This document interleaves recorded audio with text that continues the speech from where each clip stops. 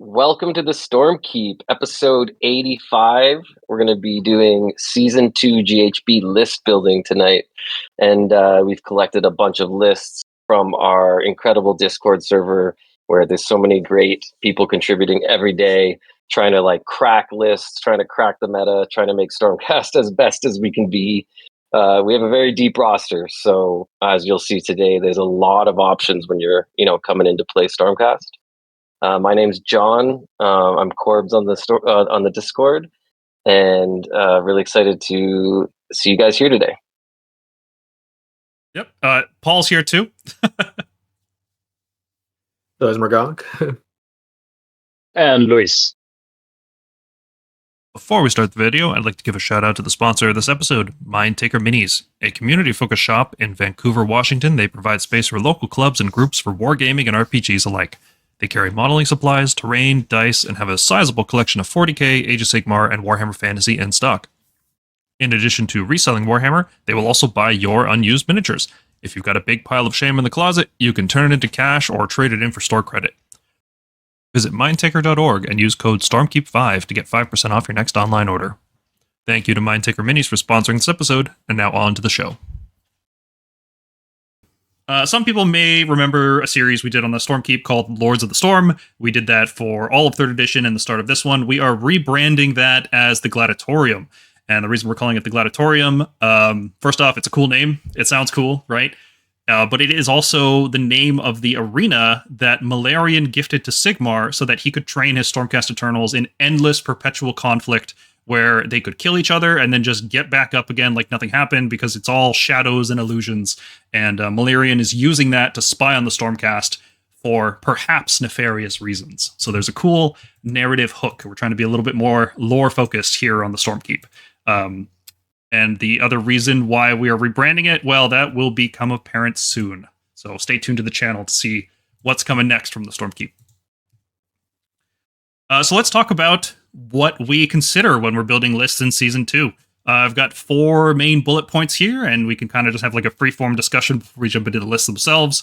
I've categorized them as the battle tactics, the battle plans, the rule updates, and the enhancements that are unique to Stormcast. So where do we want to start? I guess I've got battle tactics first. Do you guys want to talk about those first and how they influence our list building decisions? For me, it's pretty straightforward. I'm pretty much taking Master and Restless Energy almost all the time. Yeah. I think those are our best tactics. Anything else is just feels lesser to me than those 2 tactics.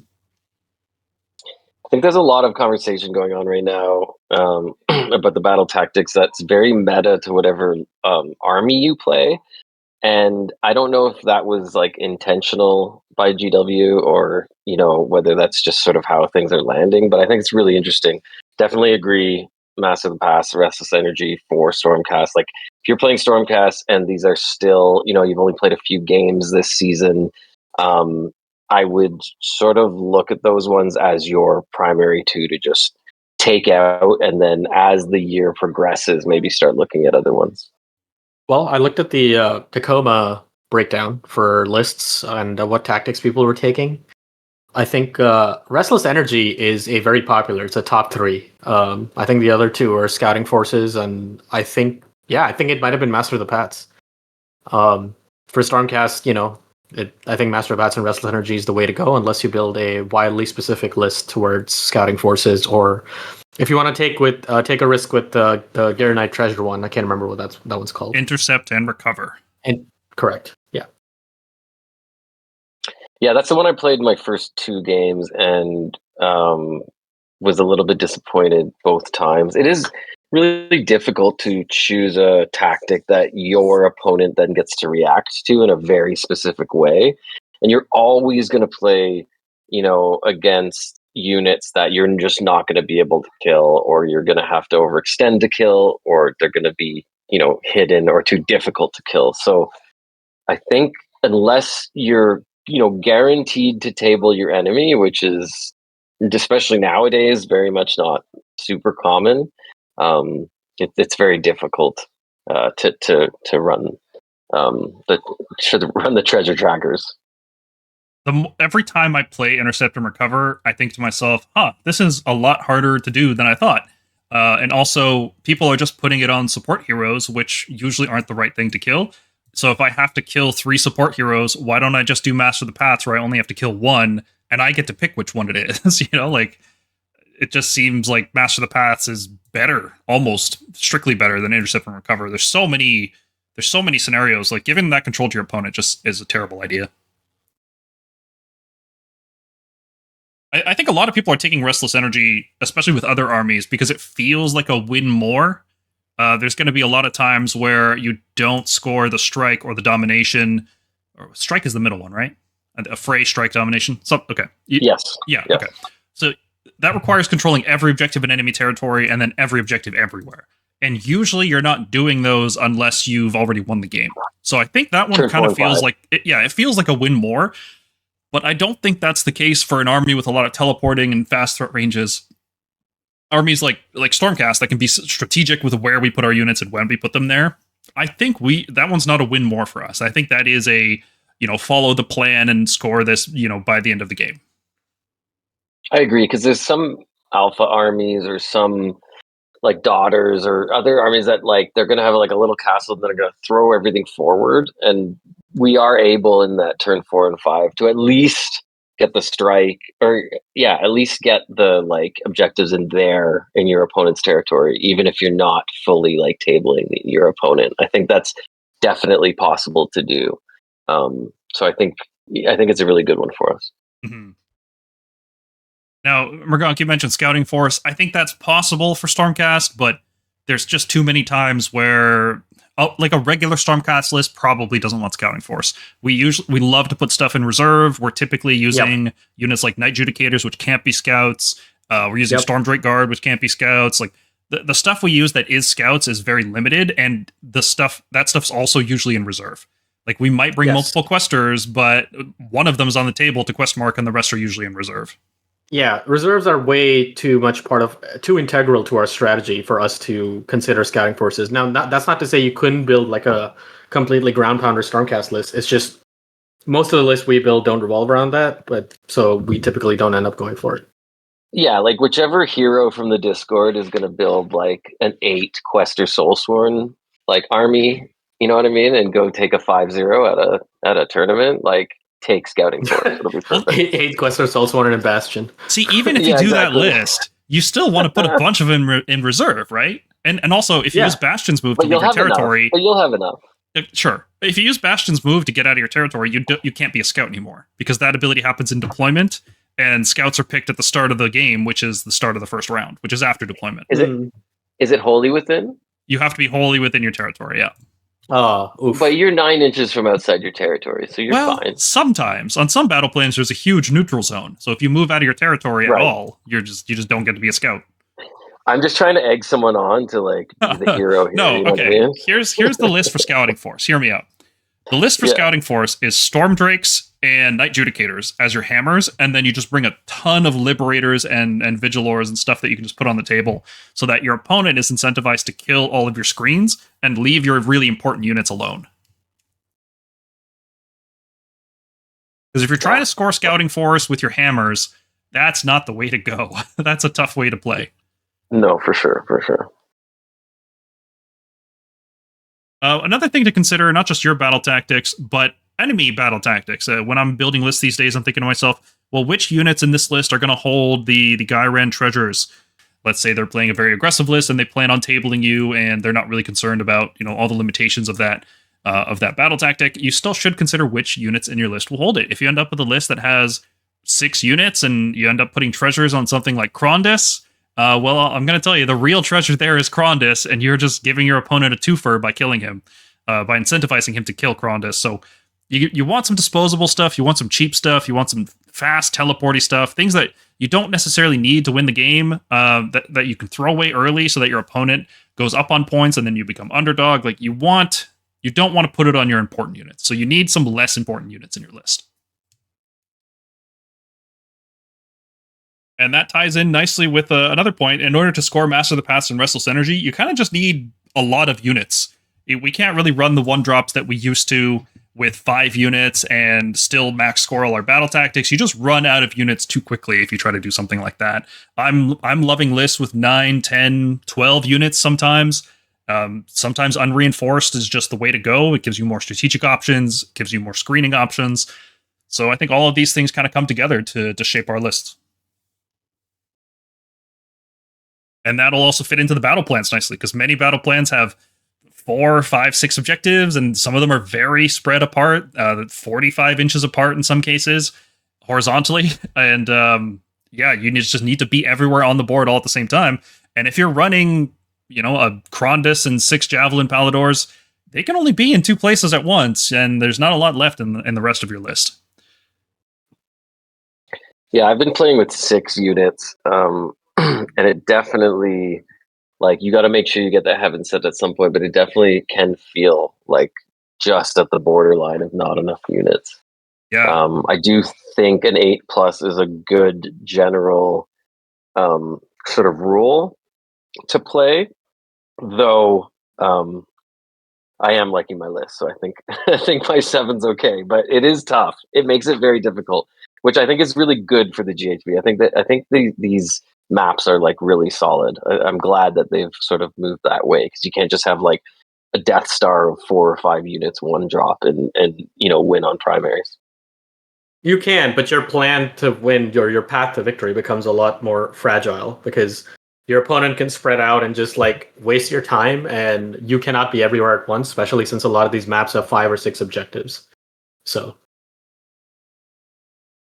yeah, now that does create opportunities for, let's say, less used units that would do enough damage to kill an unreinforced unit, but not enough damage to kill a reinforced unit. Those units can start to shine, right? Something like concussors, which are not the highest max damage, but they're certainly accurate enough to wipe out a smaller unit, a non-reinforced unit. They can definitely take those out pretty easily. Like I'd feel pretty confident about a unit of reinforced concussors taking out a unit of 5 Chaos Knights, but if they were reinforced knights, no, there's no chance I kill them in one go.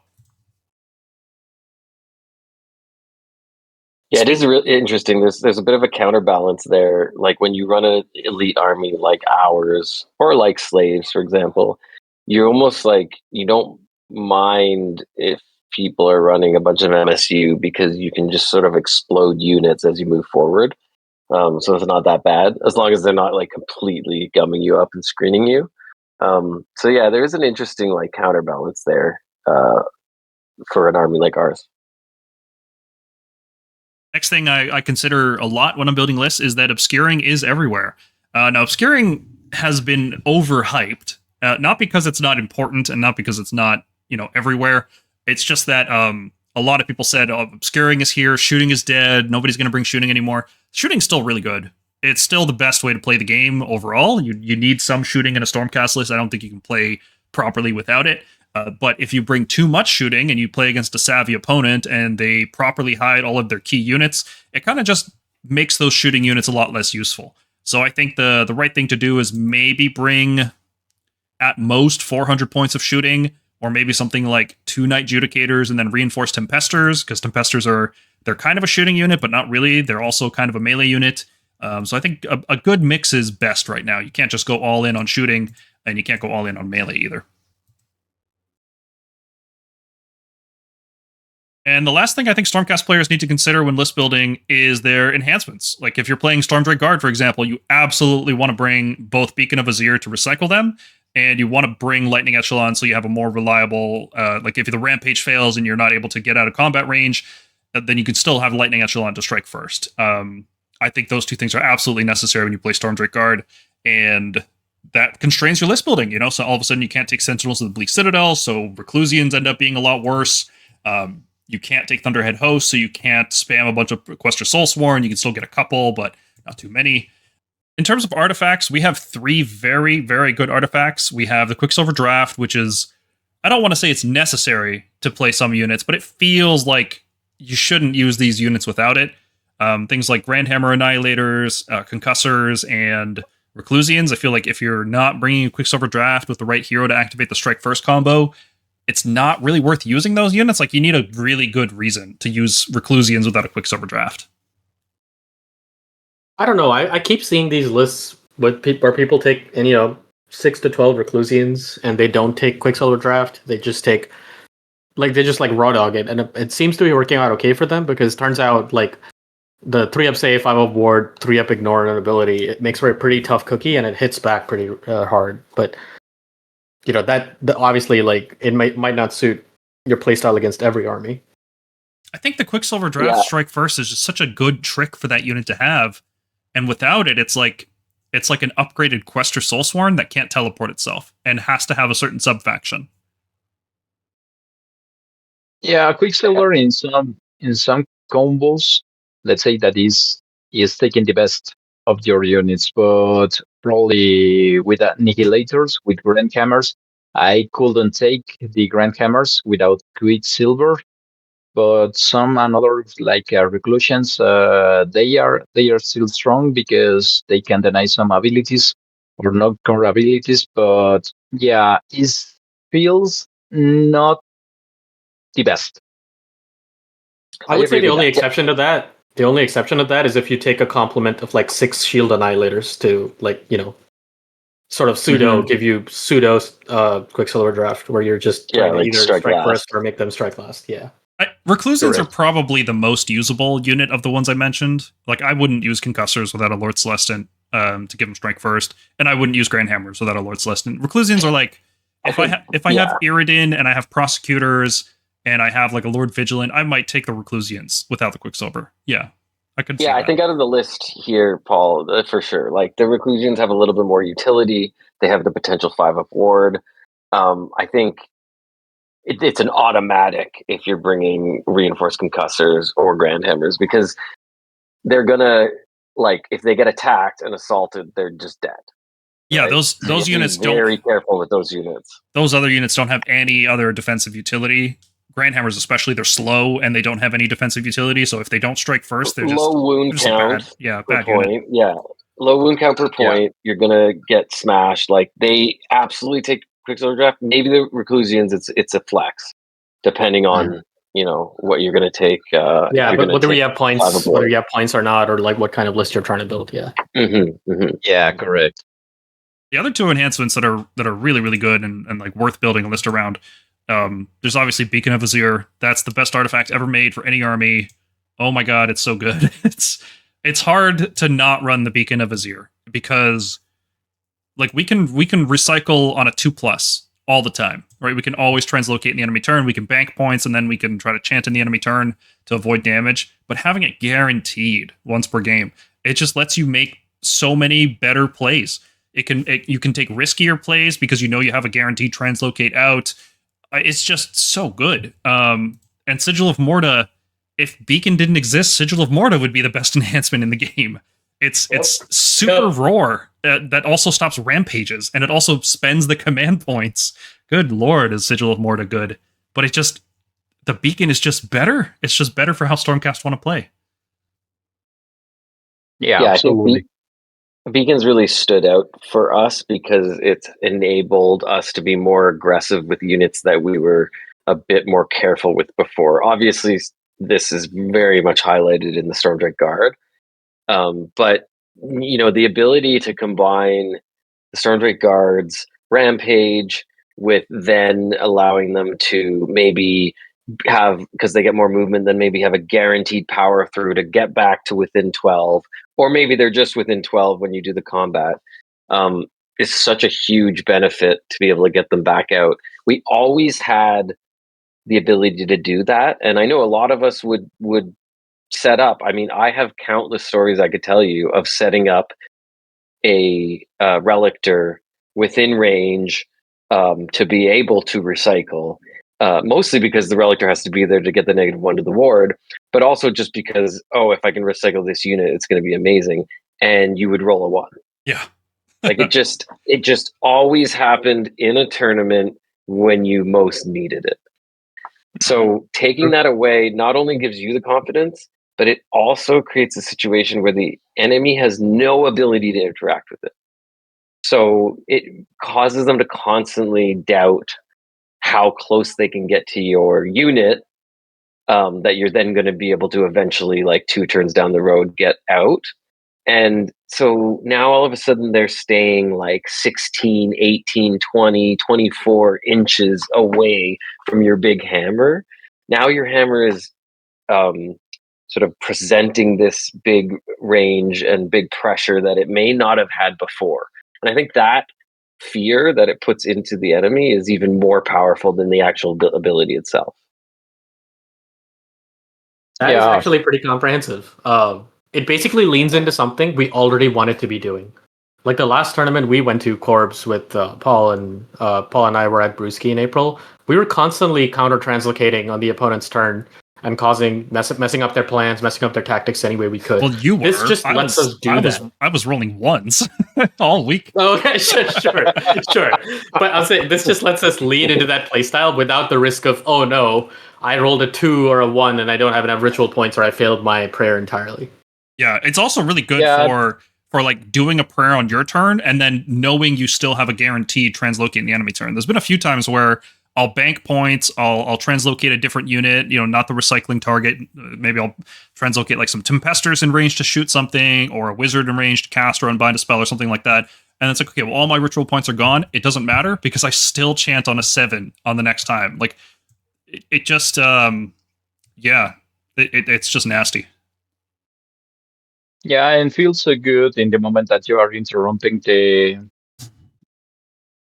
synergy of your opponent, because it's not only to be defensive play game. It's also about to translocate your units in a good position that could put in danger to another units of your opponent. So they need to be completely aware that we can do that, and they play so carefully about your possibility to move whenever you want, whenever you need, and they need to take care about it. So it's a good, probably, as you have said, Paul, is the best enhancement that we have right now.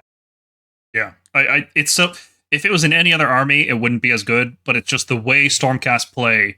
The guaranteed prayer once per game is just so good. It reminds me of the Holy Commands from 3rd edition. We have a lot of these like once per battle abilities that are so, when you do it and you do it right, they just feel so good. Yeah, correct. I'll be honest, I was playing this game against, someone in the local community, and they'll probably watch this, so I'm not going to say the name, but they know who they are. At one point, they were like, can you just stop bouncing around the field and fight me? Yeah.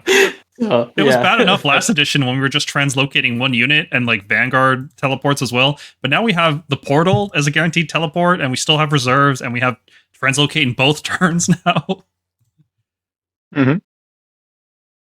Yeah. All right, let's start with our list. So first up is the Stormcast Starter List. So this list was formed using as many units from the Andrasta Spearhead and Skaven Tide as possible. Now, we've also included a unit of Vanguard Raptors with Longstrike crossbows, but if you don't want to collect the old-style armor models like the Vanguard Chamber, we know that's going to get either remade or removed. If you don't want to collect those old models, then we've given you an option here. You can replace those 6 Raptors with 3 Knight Judicators. Those are the new style armor. These units are point for point. They do basically the same thing. So that's a good swap. The core of the list is formed around Andrasta as your general. She brings in a unit of reinforced prosecutors. These guys can be buffed up in your hero phase and then teleported around the board for 3d6 charges. These are a great unit to use if you have a priest unit that can recycle them. Now, obviously, this list doesn't have any priests, but it's trying to build you a list that can get you into the game as fast as possible with the best bundle purchases possible, right? 2 Skaven Tide and the Spearhead should be almost everything you need to play a game. It's not the best list, but it's something to get you started. Now, we've categorized this as a strike first archetype list, and that means you're using one of the Quicksilver Draft combo heroes. In this case, it's the Lord Terminos. If you've never used the Quicksilver Draft combo, I'm going to put a link on screen now. You can click that. I have a very good video explaining how to use that combo to its best effect. This combo will make the Reclusian strike first in the enemy turn when you get charged. A lot of opponents just will not be able to deal with that amount of damage output, and that unit will just come away unscathed. Your opponent charges you, and you kill them before they have a chance to attack. It almost feels like you're cheating when you do it right. Yeah, that's the Stormcast starter list. It's like I said, it's not the most competitive list, but it is a you got to start somewhere. And in terms of a more competitive list, we used to have this concept, the Stormcast starter competitive list. We had these in 3rd edition in our videos, and people really liked them as a place to get into if you're trying to play competitive Age of Sigmar. And you're picking up Stormcast. Let's say you're a little more familiar with the rules, and you're like, okay, well, what are the units I want to focus on? What are units that I can use in other armies? What are some units that, maybe cost is still a consideration? You're not just going to go out and buy, 2 Krondys and then 4 units of Stormdrake Guard or something like that. Like, you're still somewhat considering your budget. You're not a big whale yet. We'll get you. Stormcast is a deep hole that you've embarked upon. So in this list, we are running Irridan the Witness with Reinforced Prosecutors, the Storm Coven, which are a wizard, sometimes a 2-power wizard if they're standing on an objective, a unit of 5 Vigilors, which are going to give everything +1 hit, a Lord Terminos with a Quicksilver Draft, and 6 Reclusians in order to run that combo where an enemy charges you and you fight first. We're also running a Knight Relictor. We're using 6 Questor Soulsworn as just a general utility unit. They can be anywhere on the board with their teleport ability. And then we're running 2 Knight Judicators. This is a 5-drop list, which some people may not be comfortable with, but I think you can get used to playing 5 drops. There is a lot of advantage in playing more drops these days. Not only do you get to re-roll priority roll once per game, which can really determine how the game plays out. Even if you never use the re-roll ability, your opponent has to respect that you have the re-roll available, and they may make safer plays, less risky plays, and that works to your benefit. In addition, you also just get more deployment information. So how do you guys feel right now about just having more drops as opposed to the 2 and 3 drop meta that we saw last season? Yeah, I think the low drop kind of meta is over. I think it's way too difficult to not only sort of rely on getting a double turn when your opponent's going to have a reroll against you. Like, that's just such a hard thing to rely on. You're not going to be competitive if you're relying on that. It's way too difficult. And then also, as we've seen, a lot of the battle plans really benefit being underdog. So I think GW has done a really good job at making it really not advantageous to have more drops, which for someone who, like myself, I played usually 1 or 2 drop lists, and I always felt that personally the way I play and Stormcast in general, I felt like we had to win. We had to have the lowest amount of drops, or else it would be really difficult sometimes against certain opponents, because we wanted to go second and we wanted to potentially get a double. In this new situation, we're not relying on that. We don't really care. There's ways to swing back from being underdog. It's I feel so much more free than I did in last year's GHB.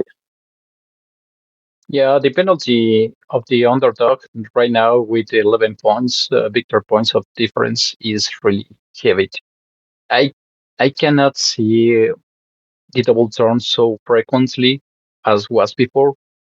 Right now in first or even in the second round. And right now feels good if you have more than 3 drops. I feel the mechanics, as you have said, curves, is better right now. Let you to include many heroes. As a Stormcast player, we know that we cannot cover, unfortunately, with one hero, we cannot cover all the needs that we would like to have or to come with in our list. And right now, to cover this, to have probably 4 or 5 drops with your heroes is good. So feeling right now really, really good. I'm going to hammer down on the deployment information point. I feel like I brushed over that too quickly. It's really good to just know where all of your opponent's stuff is when you put down your units of Stormcast, because we are not the army that is going to take hits and then, get back up and do it again. The way Stormcast play is we are measured, we're precise, we hit first, and we do it so well that your opponent can't hit you a second time. And when you have all the deployment information you need, you can put your units out of threat range of the important stuff in your opponent's army. Perfect example, let's say your opponent is playing like a Kragnos, and Kragnos is really good at killing monsters, and you're playing like Stormdrake Guard. Okay, well, wait until the Kragnos is deployed, and then put your Stormdrake Guard somewhere out of his threat range. You know, if he deploys on one side, you deploy on the opposite side with your Stormdrakes. That's the kind of play you can make when you have more drops, you have more deployment information. It makes the whole game just start better. Your opponent can't just charge you turn one into your most important unit and easily kill it.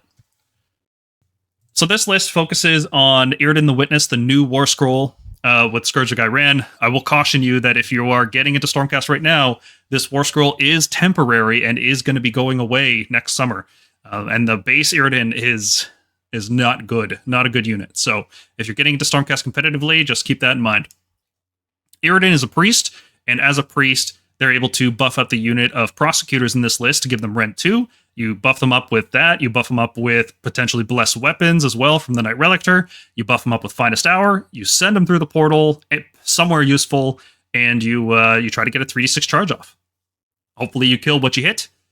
And also, I feel right now in this season doesn't feel so heavy if you are not including in your list wizards. Now I feel that you can cover the needs that you have in your list if you are taking one or two priests and you are covering to both your army. Doesn't need or feels I at least feel that I don't need a wizard right now. In the previous seasons and the previous edition was so heavy if you don't include it in if you didn't include the wizard. But right now I feel so strong if you are covering with the places with two priests or even three, and you are assuring to both your units to be to cover a killer role. So I'm glad to see more lists when we are including priests because I love our prayers. Oh, double priest feels great. You'll always have a priest building points, and then you'll always have a priest spending them on translocate, either in your turn or in the enemy turn. And translocate is such a good prayer. There's always a time for it. It's one of the best command points you can spend in the enemy turn to have a 2+ translocate on a key unit. What do you guys think about the Stormcast starter competitive list? Does it look like something you could 3-2, 4-1, 5-0 with? Like, where do you guys think this would lie? I think you could 4-1 with this for sure. I think there is a flex there, like Luis was saying about wizards. I do agree. Like in this edition, like manifestations have been nerfed pretty hard. We also have the places of power that basically give any hero, the ability to unbind and dispel now. I think there's a world in this list where you don't even bring the Stormkeep and you bring something else, like another Quest or Soulsworn or something. But I do think this is competitive. I think the 2 Knight Judicators are pretty good. The Terminos Reclusian combo is solid. Questers are going to be running around. And Irridan, if you get those buffs off, you get that extra rend, you get the prosecutors out. Like there's a lot going on there. You can do pretty well with this list for sure. I'd say 3-2, maybe 4-1, 5-0 would be tough. But it's definitely possible. Like it all comes down to how who's commanding the list. Yeah, I think this list might struggle with just not having enough max damage to deal with some of the higher effective health armies. Like if you face Khorne and they have 60 Blood Warriors, this list could definitely struggle to kill that many Blood Warriors. You'd kill 40, and then you just get ground down after that, I think. Mm-hmm. This is something that, about the skill description, because as you have mentioned it a few moments ago, if the people is not taking care about the reading of the deployment, they can fall in mistakes and they could be forced to make mistakes. So this is something that we need to be completely aware. As you have said, it's a really, really good sentence. We are not the killing army. We are a tactical army. If we don't have this, or we are not bearing in mind this, will be painful for the owner of this list. Yeah, we're not the stats army. We're not going to win just because we have 3-up saves. That's the Slaves to Darkness. That's how they win. They win because they have the good stats. Stormcast just don't do the same thing. We're not taking as hits as well as the slaves are. We're not dealing as much damage as that army is, but we are winning because we have much better strategic and mobility tools.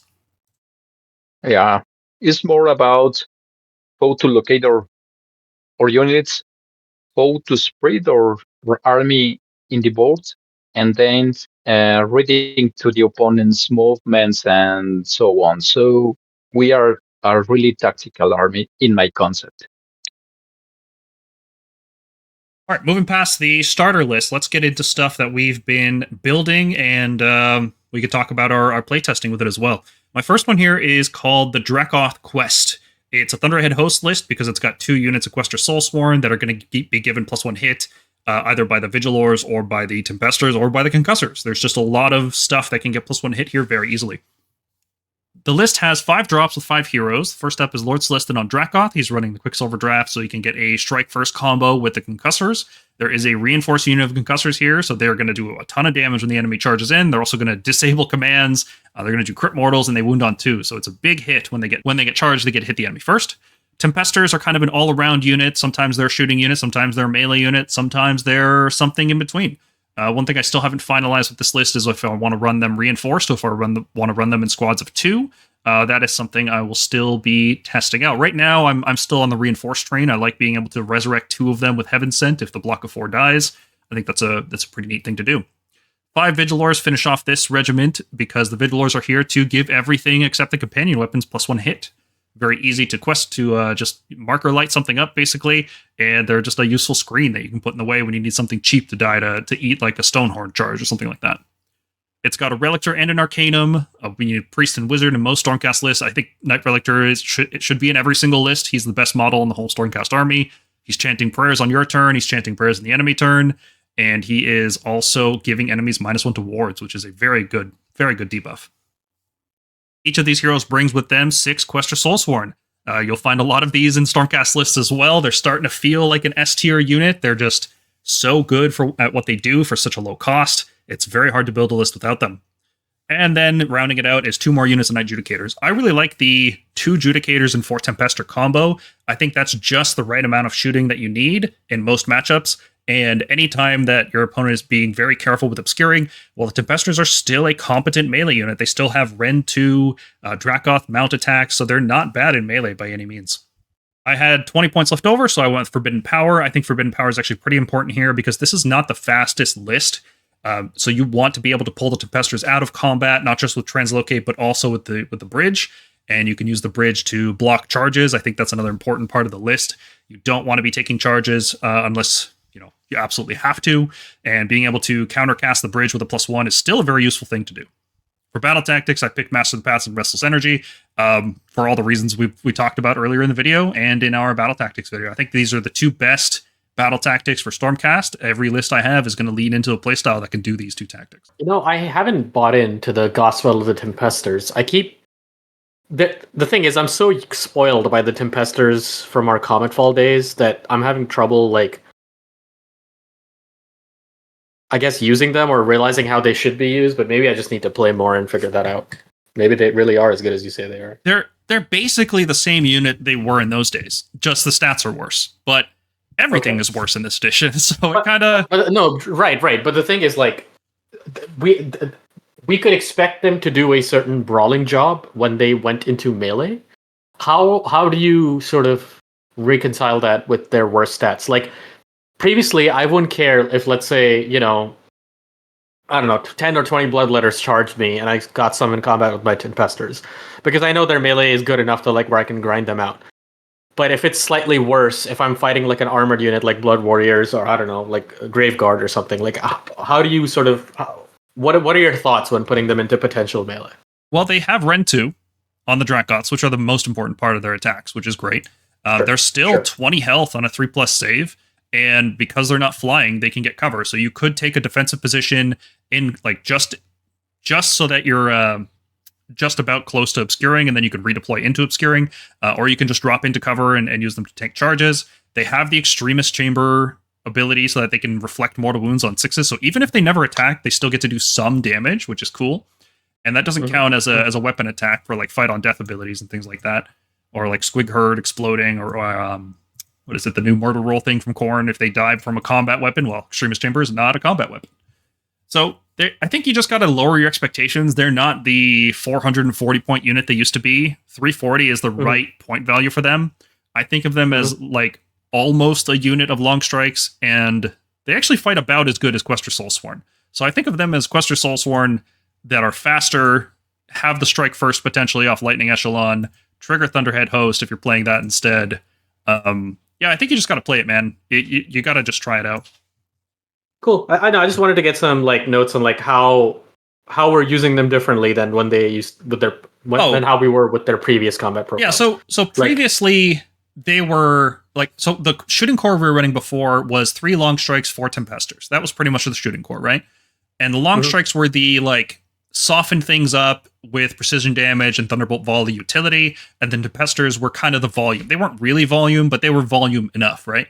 And there were times where you would just drop the Tempesters and they would shoot stuff, and you didn't care if they got into melee. You can kind of still play them in that way. Their shooting damage is not as high as it used to be, but it doesn't need to be because stuff isn't as durable as it used to be. We actually have better tools. They kind of play more of a shooting support unit rather than just a hammer. They strip off AOD. They combo with the Night Relic to reduce saves. They're just kind of playing more of a support role than a primary hammer role that they used to. I think that's the best way I can describe it. Besides with the support of the Night Judicator, if we are focusing to the same unit with the Judicators and also with the Tempestors, the damage output is good. It's not the higher volume. It's not a deadly combo, but it's pretty decent. Yeah, and if people are using all-out defense against the Dracoths, they're definitely not using it against the Night Judicators. And the Tempesters as a reinforced unit, your opponent will tend to use all-out defense against it. So you're burning CP, you're forcing resources. It just feels good to just drain all of your opponent's CP between redeploy and all-out defense in multiple phases. Opponents don't really get a lot of CP against you anymore. They don't get to do fun stuff. I can see the value. I can see the value in that. Like everybody knows to use all-out defense against 6 Raptors, but against 2 Night Judicators and 4 Tempesters, that proposition gets a lot harder. Yeah, I can see that. You can only use it against the one unit, so they'll use it against Tempesters because they know that if they don't use it in shooting, they won't get to use it in combat. Mm-hmm. Maybe the people list right now are aware about the Vigilors buff, so they are going to use the All Defense against the Vigilors in order to be more resilient against your main. I am happy for them to do that. So many people get trapped into that, but not realizing I need to get 1 through 1. Yeah, exactly. You are more than likely mathematically going to fail that roll. Yeah. So yes, please waste your CP on that. Yeah, and I prefer to, because I also have played against Stormcast. I prefer to save it against the Tempestors because the -1 to save is really heavy as an opponent of a Stormcast. It is basically -1 to save because people always all-out defense against Stormcast. Yeah, and the moment that you can't use all-out defense in your hammer feels bad. Oh, another thing worth noting is that the covering fire on Tempesters is actually pretty decent. Like, we're not running the big reinforced long strike units, but I found that the covering fire on Tempesters is actually pretty good. The crit hits help offset the -1 hit penalty, so it's like you're hitting on 3s, and sometimes it spikes and you can just like chunk units down. Not so good against monsters because you're not going to kill a monster with a covering fire from them, but if you're firing into some infantry or cavalry, you could pull some models before they get to you, and it feels pretty good. Yeah, and also counting that you will have -1 to save, or no, yes, preventing the all-out defense. If you are trying to hit something against the Stormcast, you are thinking twice because feels in some moment not as an oppressive, but feels heavy to deal with. So right now, this is the season of the debuffs. Everywhere you can find debuffs for your army or mechanics to debuff to your opponent. But right now, with Tempestors and Vigilors, feels so good. Mm-hmm. I wish Vigilors worked on companions, but unfortunately, they do not. Mm. Okay, our next list, keeping with the Strike First theme, we're going to feature a lot of these Quicksilver draft lists first, and then we'll move on to Beacon lists later. This one is double Celestants, because it's got a Lord Celestant on Stardrake, a Lord Celestant on Dracoth with the Concussors, same as the last list before, and it's basically swapping out the Tempestors for a Stardrake, Long Strikes, and shuffling around one of the Questors. So the double Celestant list is kind of a variation on DracothQuest, where you swap out the Tempestors for a Lord Celestant on Stardrake, and that shuffles the points around a little bit. The first regiment is the Lord Celestant on Stardrake, who's taken Hour of Glory, which lets him use Finest Hour every turn for the whole game. Every one of your turns, I should clarify. It doesn't work on the enemy turn, unfortunately. And he's brought in three long strike crossbow raptors. Like the previous list, it has Lord Celestant on Dracoth with Quicksilver Draft and 4 Concussors. It has a Knight Relictor with 5 Vigilors and 6 Questors. It has a Knight Arcanum for some magic support, and a Knight Judicator. This list, however, unlike the previous one, is running Lightning Echelon because because the Stardrake is an Extremist Chamber unit, and it can benefit from that Strike First, even in the enemy turn, if you manage to get a counter charge off.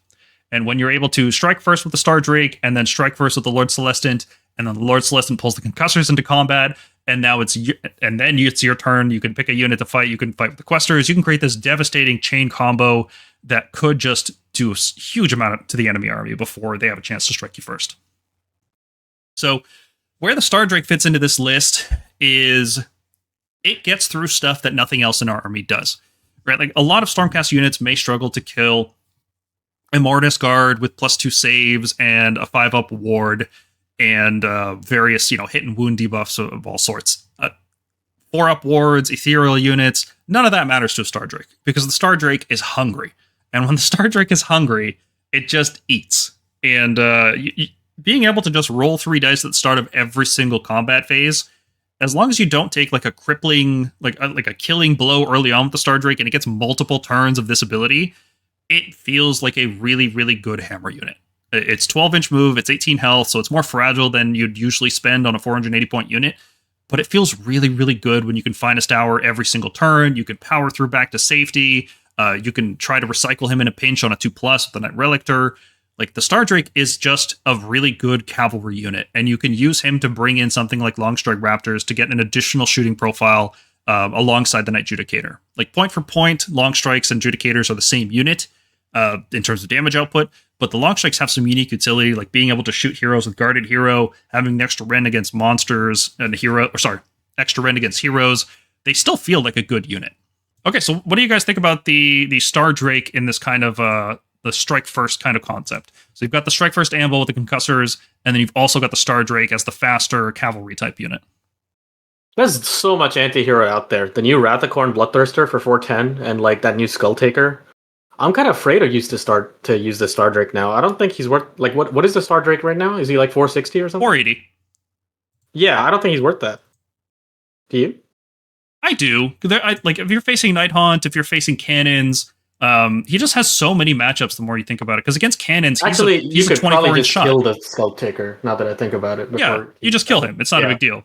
Yeah. You have a chance to just eat him, right? He's only 6 health. Yes. Yes. yes. Correct. Yeah. And he's not going to do enough damage to kill a Stardrake on his own, right? He would need supporting help, probably. Mm-hmm. I think also the Hour of Glory kind of bonus that we've gotten this GHB is really critical for the Stardrake because he was a unit that we always wanted to use all-out attack on, and living in a world now where that gives you a -1 to save, the Hour of Glory every time in your turn is going to give you that confidence that you're still going to be on a 3-up, which is like pretty big.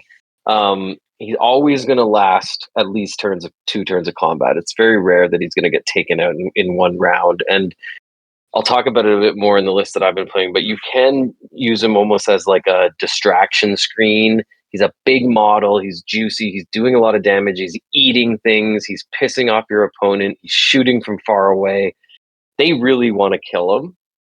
Yeah. And I think you really want to use him as this sort of like frontline anvil that does get killed. At least that's how I've been playing him. And bringing other hammers that are going to come in and then wipe out all the threatening units that had to go into this unit. Yeah, he's a trading piece. If he's left, he's a trading piece, and if he's left on his own, he will just cut through units. He will just eat things. He will shoot from afar.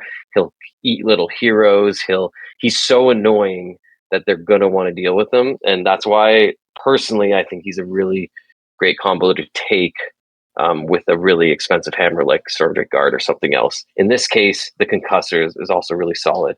They're not going to want to go into the Concussors. They're going to want to take out this Stardrake, and you kind of want them to do that, and then your Concussors are going to come in and basically end their army. Mm-hmm. Yes, besides to counter him in this case with Lightning Echelon is good because you have the chance to trigger the strike first with the Celestant. And even if you are not getting the 3+, you have the support of the concussors and also to trigger the Quicksilver Draw. So in this case, you can try to erase to your opponent your big numbered hammer, like the Crow Boys, the Good Tripas. You can deal with this list against this kind of list that are completely annoying and killer. So also counting with Knight Relictor as a support in this case to recycle him if you have the chance to collect the 4 points for relocation is good. You are saving your hero. Mm-hmm. I like it.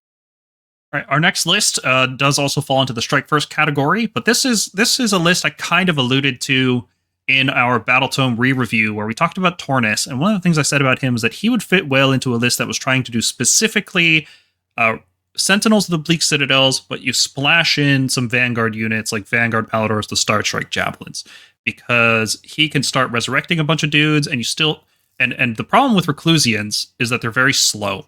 And so they naturally pair well with Vanguard Paladors with Star Strike Javelins that are very, very, very, very, very fast. And these two units kind of offset each other's weaknesses. So what's in the list? Well, we've got Tornus. Obviously, he's the guy bringing everything from all the different chambers. He can bring Vanguard units. So we've brought in a reinforced unit of Vanguard Paladors with Star Strike Javelins. We've brought in reinforced Prosecutors because that's just an all-star unit right now. And now you've got these two super fast units that can be anywhere you need them to be when you need them to be there. You've also got Vigilors, which can give both of those units +1 hit. You've got a unit of Gryphounds. I think just because the points ended up working out, we had 90 spare points, so we tossed some Gryphounds in here.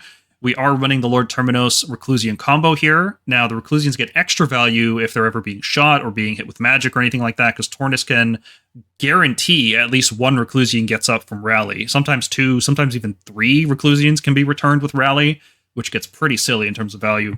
And then it's got your typical Arcanum Relictor and a Knight Judicator for some shooting support to help the Prosecutors and Vanguard Paladors. So this list, I'll be honest, I'm not terribly excited about it. This was an experiment to see if I could put Tornus in a list and actually make it feel good. And it took a long time even just to get it to this point. There was a lot of questions about how many Reclusians do we bring? Well, is it actually worth bringing the Vanguard Paladors because they're so expensive? This list seems good. I think it's just kind of proving that maybe Tornus isn't even a C tier model. He feels like the worst unit in this list, and it's a Tornus list. You know, like, I don't know. How do you guys feel about it though? Am I underselling it? Maybe it's better than I thought. Nah, Tornus is kind of mid, I'll be honest. He needs to be really, really cheap. That's the thing. He is an unlock, right? Like, is he our cheapest unlock? He is our cheapest hero that can take all Stormcasts. And I wish he wasn't. I actually wish he was cheaper, but only took Warrior and Ruination. Because he can't ever get much cheaper if he's going to be able to take any chamber. Right? Like, there's no way he could be like 130 points and take any unit. Yeah, it's weird because you see him and you're like, oh, great, he's going to unlock a bunch of things for me. But then you try to build a list around him and you're like, I don't know that I need those unlocks. So you end up building things that aren't necessarily super synergetic. I know people who are using him as like a Knight Vexillor. Like basically, like Yes, he's like exactly. an unlocker. He's like an upgrade over a Knight Vex, and he just heals every turn. And if you have like a Reclusian block, you can place him in the center of it, and like it's like even if you've spent your strike first, or for whatever reason they like sniped out your Terminus, you have this like -1 to hit on a 3-up. Like obviously, yes, 3-up, that's the meme. It's bad, but you know, like if you get it off like one or two combats, you can really frustrate some opponents, especially ones that like have units that hit on 4s. Look, it's almost 70% of the time, right? Like when you really look at the numbers, it's not that bad. Right, but then you'll have that game where you just never roll a 3-up Totally. and it'll feel horrible. Yeah. We were taking Estrella for this kind of same reason, and like I think you could argue that yes, Estrella was, a wizard. They could bring other things. They had some little interesting buffs, but in the same sense, in a GHB now where maybe we don't need wizards as much, maybe Tornus can be kind of viewed in that same way. Unfortunately, we just don't need to unlock Vanguard Paladors as much as we used to be able to. Like, they were such a good unit last season, but this season they've fallen off a bit, and they're not the must-have unit that they used to be. If we still had Dracolines, yeah, I would consider Tornus to be like the guy who brings Vanguard with Dracolines. That would be sick, right? A cheaper Estrella, I'd be all over that, but it's just not that necessary to bring the Javelins anymore. I don't feel that probably in this case, Paladors needs to be here. Probably taking something else. Probably Tempestors, but Vanguard's Paladors to me is covering the movement obviously in this list, because if we are considering that prosecutors are the silver bullet to kill the annoying units from your opponents, but also the Vanguard Paladors without Aquilor or another mechanic that could rescue them feels a little bit dangerous, because you could be losing almost the fourth part of your army. So this is the only concern that I have. And Turnus, the best of Turnus is stay stay near to the core of this, in this case from Reclusions and the other units. So I think that probably the player could be struggling to try to cover the movement of the Paladors and also the core of the your units, in this case, to meet their Reclusions. Looking at this list again, it doesn't need Javelins and Prosecutors. They're both kind of the speed roll, and you don't need both. Like, you could have a very fast list, but I don't think you need to have a very fast list. And maybe what you could do here is swap the Prosecutors for more Reclusians. And then you could use the 20 extra points to upgrade Gryph-hounds into Liberators or something like that. Maybe take Forbidden Power. That way you have a bridge. I think the Prosecutors might actually be better here as Reclusians. I think that I could bet for a second unit of Prosecutors. Oh, what would you replace here? The Reclusians or the Paladors? Instead of Paladors, and also covering probably bringing some screens units. But yeah, I mean, considering the movement of the Paladors, I understand what is the role of the Paladors here. Yeah, I think it's Prosecutors or Paladors. I don't think you bring both. I don't think you need both. Mm-hmm. All right, I have a list here called The Best Defense is a Good Offense. This was a list I formed to try to make the Lord Celestant with Meteoric Grandhammer combo come off, because 6 Annihilators with Meteoric Grandhammers, oh boy, you have not seen damage like that in a Stormcast army until you've played this unit. It just does so much damage. Like, oh, you failed 10 saves? Okay, that's 30 damage. No big deal. Mm-hmm. It just feels great. It's an experience. And so how do we form this list? Well, we want to have Thunderhead Host active. We don't want to have to use all-out attack. So we want units that can trigger the Thunderhead Host. So for that purpose, we want to bring in a unit of reinforced Javelins These can be the fast counterpart to the Grand Hammers. The Grand Hammers are notoriously slow. They only move 4 inches a turn. They do get to strike first once per game, but they're not going anywhere after dropping into play. So you need a fast unit like Vanguard Palladors. Then I've also brought in 2 units of Tempestors here. As I said in an earlier list, I'm still testing out whether I want to use reinforced Tempestors or smaller units. I think for this list, because it has fewer actual units, I think the MSU style is better for them, just so that they can get more coverage across the board. It has a unit of 5 Vigilors, and in order to bring Extremists and Javelins, there's only a few options you can take, and the one we opted for here is Celestant Prime, who himself is kind of like a hammer unit. So this list is running Celestant Prime as a hammer, Javelins as a hammer, Tempestors as a hammer, and the Grand Hammers as hammers, so a quad hammer setup. It's got the Lord Celestant with the Annihilators, and then it's got the typical Knight Arcanum and Knight Relictor for support. So this list is very light on the typical meaty units. Like, it doesn't have any Questor Soulsworn. It doesn't have a big monster unit. It just has, 4 good hammer units that, if you position well and trade well, these will win the game for you. Or at least, that's the hope. What do you guys think about this? Have you tried to make the Annihilators with Grand Hammers work yet? Absolutely. Yeah. I mean, I am a fan of the Grand Hammers. Who doesn't it? But in this case, as we talked at the beginning of this chapter, is that Grand Hammer cannot be part of your list without Quicksilver Dragon. Because in the moment that you are not completed a charge, that you will lose almost 400 points in your list. So with Quicksilver Draw and also Tenacity on the Celestant feels good, and they are covering the hammer role, and they have been supported by the Vigilors or Tempestors. That's good. I like this list. I mean, I don't know how much meta could be this, but at least is so much fun. Yeah, you could use Annihilators with something like Gardus and Lord Imperator and try to do some deep strike charging. Personally, I think that's just throwing a lot of points into a unit that is just not that important, right? Like, you can still fail the charge, even if you have +3, +4, it's still not a guarantee to make the charge.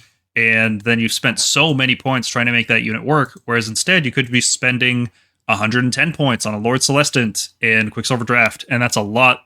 It's just a lot cheaper in my mind. So the rest of your list becomes better. You could bring things like Javelin Palladors very easily if you cut down on the other support heroes. Like, if you don't bring an Imperator, if you don't bring Gardus, you can bring actual units that'll win the game for you instead of just buffing up one unit. And the Javelins just pair naturally. They're the complete opposite of Grand Hammers, where Grand Hammers are super accurate with high rend, high damage attacks. They're very slow. Javelin Palladors wound on 3s, but they get super fast movement. So these 2 units complement each other very well. Mm-hmm. Yeah, the only thing that I could try to mix Grand Hammers is also with the shields, because in the moment that you are not getting the charge on the Grand Hammers, in this way, if you are getting stuck, you have the support of the shields to try to sending strike glass to the charging opponent's units on your hammer. So this is the only way that I could feel more reliable way to play with Grand Hammers. Well, when I was tinkering with this list, I came up with an alternate version of it, where instead of going with the Thunderhead Host, you do go Lightning Echelon and you pick up a Stardrake. For all the reasons we talked about with the previous list, Stardrake is just a good unit. And instead of bringing Vanguard Palladors, Stardrake is fast enough, I want to say, because instead of having to bring a Celestant Prime and Vanguard Palladors, which are very expensive, you could bring in a Stardrake and a couple Knight Judicators, and you have similar damage output. Threat range is obviously not the same. You're not going to be as fast as Vanguard Palladors, but 12-inch flying move on the Stardrake is probably enough for our purposes. And then he's also got a 24-inch cannon in his mouth, so he's still threatening stuff from across the board. He doesn't have to do the power through in order to get back to safety like the Vanguard Palladors do. He can just sit there and shoot from 24 inches away. So this is a very similar list with some minor changes that does actually affect how you use each of the units. And this does have the 4 Tempestor Double Judicator combo that I'm really liking right now this season. I think I wanted to include both in this video because I feel like they're different enough, but they're still basically driving down the same concept of of getting the Lord Celestant with Strike First onto some Annihilators. Okay, all right, let's keep going. Shifting into recycling mode here. So the next list archetype, we've grouped a bunch of these lists together, is the recycling. Whereas the strike first lists were creating forward anvil units using the Quicksilver Draft in order to strike first when the enemy would charge you. What the recycling lists are trying to do is try to play kind of like a boxer, where you're taking jabs at the opponent and then kind of pulling away into a more defensive position after that. That's the kind of the core of what recycling is all about. If you haven't heard this term before, if you're new to the channel, click the link on screen now. That'll teach you everything you need to know about what Stormcast recycling entails. Our first list here is one that Eduardo came up with, and coincidentally, I actually came up with the exact same list, and I posted it a couple days later, and he was like, oh, hey, that's my list. And I was like, oh, damn. Okay, well, I feel like I'm ripping you off now. But we came to the same conclusions, right? First off, Iridan is just good. The new Iridan War Scroll is a very good unit. And anytime you use Iridan, you want to bring in reinforced prosecutors. That just pairs naturally with the extra rend from Iridan. And then you want to bring in some Javelin Paladors because they are super fast. And now you have 3 super fast units between Iridan, prosecutors, and Javelins. You want to round it out with some meat from Questor Soulsworn. You want to give some Vigilors in there so that you can give everything +1 hit. And then you've got your typical support package of Knight Relictor with Knight Arcanum. And 2 Knight Judicators to help you with some additional shooting. Where this list differs from a typical Iridan list is the Javelins. Now, the Javelins are an interesting unit because they're very expensive, but they're very, very high impact. And because they're also 30 health when reinforced, you can get a lot of value out of them when you put Envoy of the Heavens on them. So you could, for example, send your prosecutors out. If you recycle them or not, they can die, and then you can trigger Envoy on the following turn. Or you can do that with a Knight Judicator or the Vigilors or any unit in this list, really. But being 30 health, having a 5-up ward, it is really tough for your opponent to chew through that. So it kind of creates this interesting anvil piece, which a typical recycling list wouldn't usually have. We usually are playing a lot more fragile, kind of surgically strategic strikes kind of thing. But having the Vanguard Paladors is a very interesting option. How are we feeling about the new Iridan War Scroll? I guess we can start the discussion there. I think the new Iridan is fantastic. There's a lot of times where I'm playing a list and I'm thinking, I could just put Iridan and prosecutors in this list and it just becomes better. I mean, Iridan with Sentinels feels so really, really good. Iridan by herself is a good hero. She can be a hammer as well. And Sentinels is the battle formation with the highest win rate that we have right now in the Stormcast, according to the stats. So with that in mind, we have a mix that could be really, really good. Considering that prosecutors are going to be benefited by the prayer from Iridan and improving their rent, we have the same condition that we have in the previous season. So right now, and besides to receiving the support by the Vanguard Paladors, shooting to the same unit, just to try to remove any annoying screen for the prosecutors in case that they are not having a good role in the charge. That could be a good option, and also by the support of the Vigilors, this mix could be really, really tough. The issue I have with this list is nothing feels, because everything is kind of so synergistic, and it doesn't feel like there's anything disposable in this list. Even the Vigilors, which are my go-to throwaway unit, I feel like I need them alive in order to buff the prosecutors and the Javelins. Like, Javelins without Vigilors don't feel great. So maybe what this list could do is drop Envoy the Heavens and turn one of the Judicators into a unit of Vigilors. But the issue I see with that is then your 4-drops, and 4-drops is just not the good amount of drops to be, because you won't have the deployment info that you'd have against a 5-drop list, and you're giving away the reroll to all the 5-drop lists. The 4 just doesn't feel like the right number. Yeah, probably to try to play, as you have mentioned, with the quantity of drops and also the possibility to be second and to cover or to create some screens if you are facing to an opponent that could count with a deep strike or could be threatening you because the movement. Probably this is something that what I will try to fix instead of judicators. But yeah, I will bring another. In my perspective and in game style, I could try to bring another screen unit. But it's good. I love the synergy of this list. Morgan and Corpse, have you guys played Iridan yet in this season? Sure have. I do really like her, or them. Sorry. They've grown on me. Like, I was very skeptical about using such a fragile hammer, but as long as you're careful and you pick fights that you know you can win or survive or get out because you have banked translocation points or something, they're pretty good. And your opponent can't ignore them. Like, they're not that bad that your opponent can just ignore them. Having played, maybe this is a symptom of me fighting a certain kind of armies over and over, but compared, when I see what other armies have, I think they might be a little bit overcosted, like not much, like maybe 30 points. I would like them under 300, like maybe 290 or 280 would be perfect. But no, like the value of the fact that it's a take-all hero that is also a priest, so it gives us another translocation vector alongside the Knight Relictor. So even if you lose the Knight Relictor, doing the recycle combo, you still have another priest left in the chamber. And for honestly, their combat tricks, amazing. I've used it so many times to give charging units -1 to hit, sort of like how the what's his Knight Tornus Azeros does. Yeah. The Knight Azeros does, and then just be able to pile, like, they will charge me with 2 units. I will simply reposition Iridan on the corner of one of those units, so the other unit simply cannot get them. And that severely reduces their damage potential. Yeah, or when you when you do Dark Flight or whatever it's called now, and you teleport onto an enemy objective, that's so nasty. Right, yeah. I jump past it, or I can jump past the screen if they've left space in the middle and assassinate some of their foot heroes when I know I'm not going to die in the swing back, and I can just power through away. There's a lot of cool things you can do with Iridan now, and I hope this War Scroll stays after Scourge of Garan is over. Yeah, I haven't played with them yet.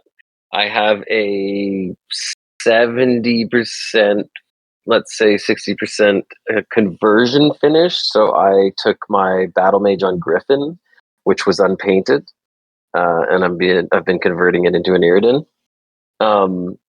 And I love the Griffin from the Battle Mage, the cities one. It's a very symmetrical pose, but it works really well as a proxy. I think Iridan's something I'll probably get into next GHB. So to sort of underline what everyone's saying, I hope that the soggy War Scroll stays, or there's some sort of adjustment to his previous War Scroll, because I really do want to play him. I think there's definitely something there. That's good, because there's a lot of Iridan lists that we need to talk about. But first up is an updated Drake and Judy. This was featured in a previous episode on the Stormkeep, and I've got an updated version here. I've been playtesting this. This is kind of what I'm zeroing in on to bring to GTs this season, at least waiting for the next Battle Scroll update. The core of the list is bringing 4 Stormdrake Guard with a Knight Relictor that has Beacon of Azir.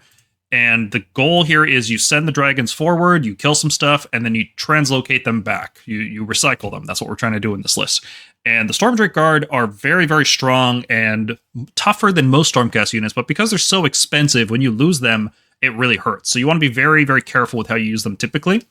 However, with the Beacon, you can be super aggressive with them early on, and then you get to recycle them and do it all over again. So that's the core of the list, and it's just a matter of finding what I think is the best units to complement them. I've mentioned already before in the video that I really like 4 Tempestors with 2 Knight Judicators. We've seen Knight Relictor and Knight Arcanum in every single list so far, and Questor Soulsworn are a typical pickup.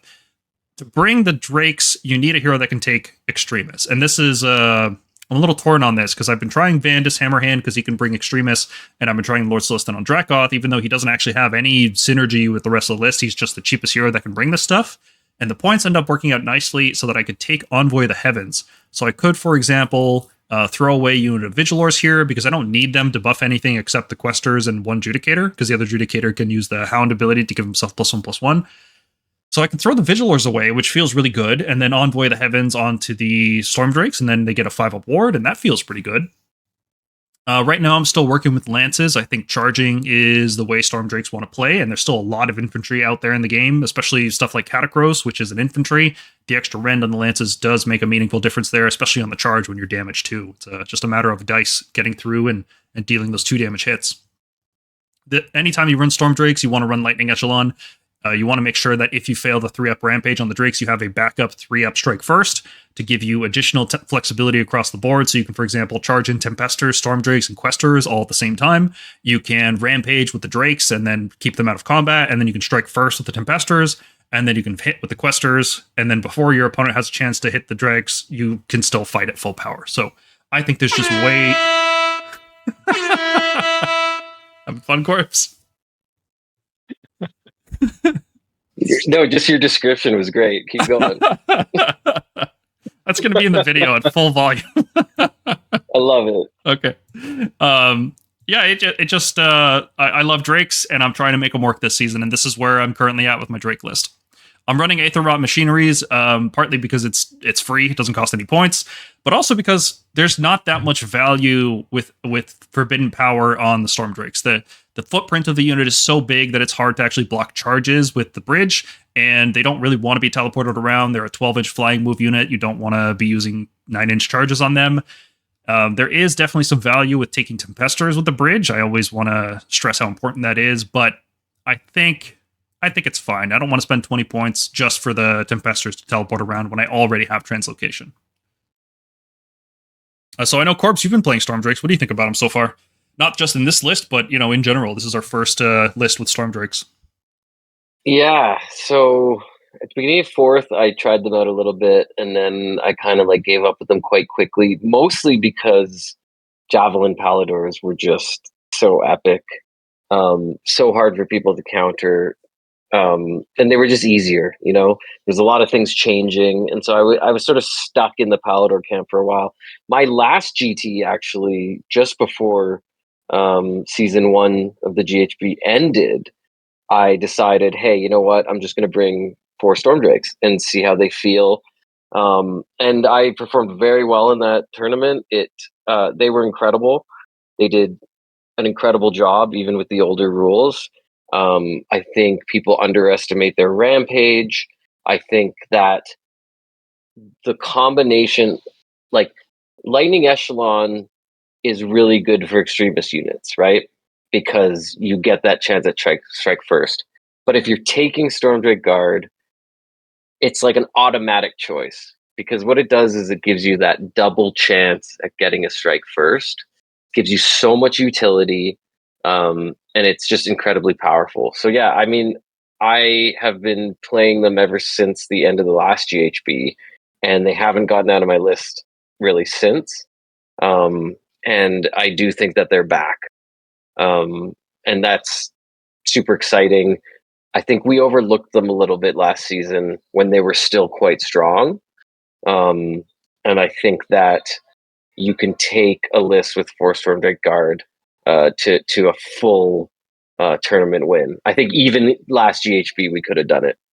So I do think they're they're a lot more powerful than people think. And getting down to 310, they're there. We would love them at 300, but even at 310, the value is there. And if you're good at positioning and you're good at having something that's going to kind of go ahead of them and suck in other units, and you use the abilities properly, you can basically destroy 50 to 75% of your opponent's army with just that unit, especially now with Beacon.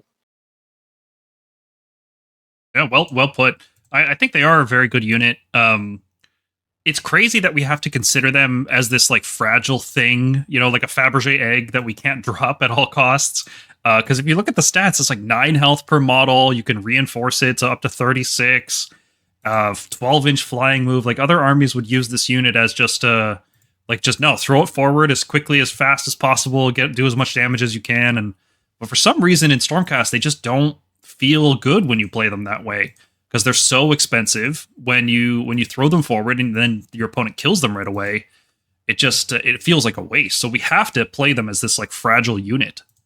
And when you do that, I think most players just they don't do it that way. right? I think a lot of people will use Stormdrake Guard and they'll think, oh, this is a unit I charge turn 1 with because they have a 12-inch move and we're only 18 inches apart. Cool, I'm going to charge them turn 1. And I don't think that's the right way to use this unit. At least not, on its own. You need to bring in that recycling technique in order to actually make that a viable play. And even when you have it, it's not always the right play to make all the time. It's something you deploy at the right moment. So I think there's definitely a very high skill ceiling, not just to recycling in general, but just using Stormdrakes has a really high skill floor. You're not going to get a lot of success out of them unless you are practicing with them and understanding that they are just a cavalry unit. Even though they're a monster, they play just like a cavalry. They play like Dawn Riders from Lumineth. That's the best way to describe it. Yeah, and one final note, I think there's always the battle back and forth between the swords and the lances. Like, at the end of the day, just like play whatever you've modeled or whatever you want to do. I will say, like, last GHB, I was doing 3 swords and then the lances on the champion. And I found that was just a great combo for what I wanted to do and what I was doing. And it mathed out quite well. I will say that now, with the ability to recycle them, they're not going to get caught in bad combats anymore. I would tell people to lean towards the lances.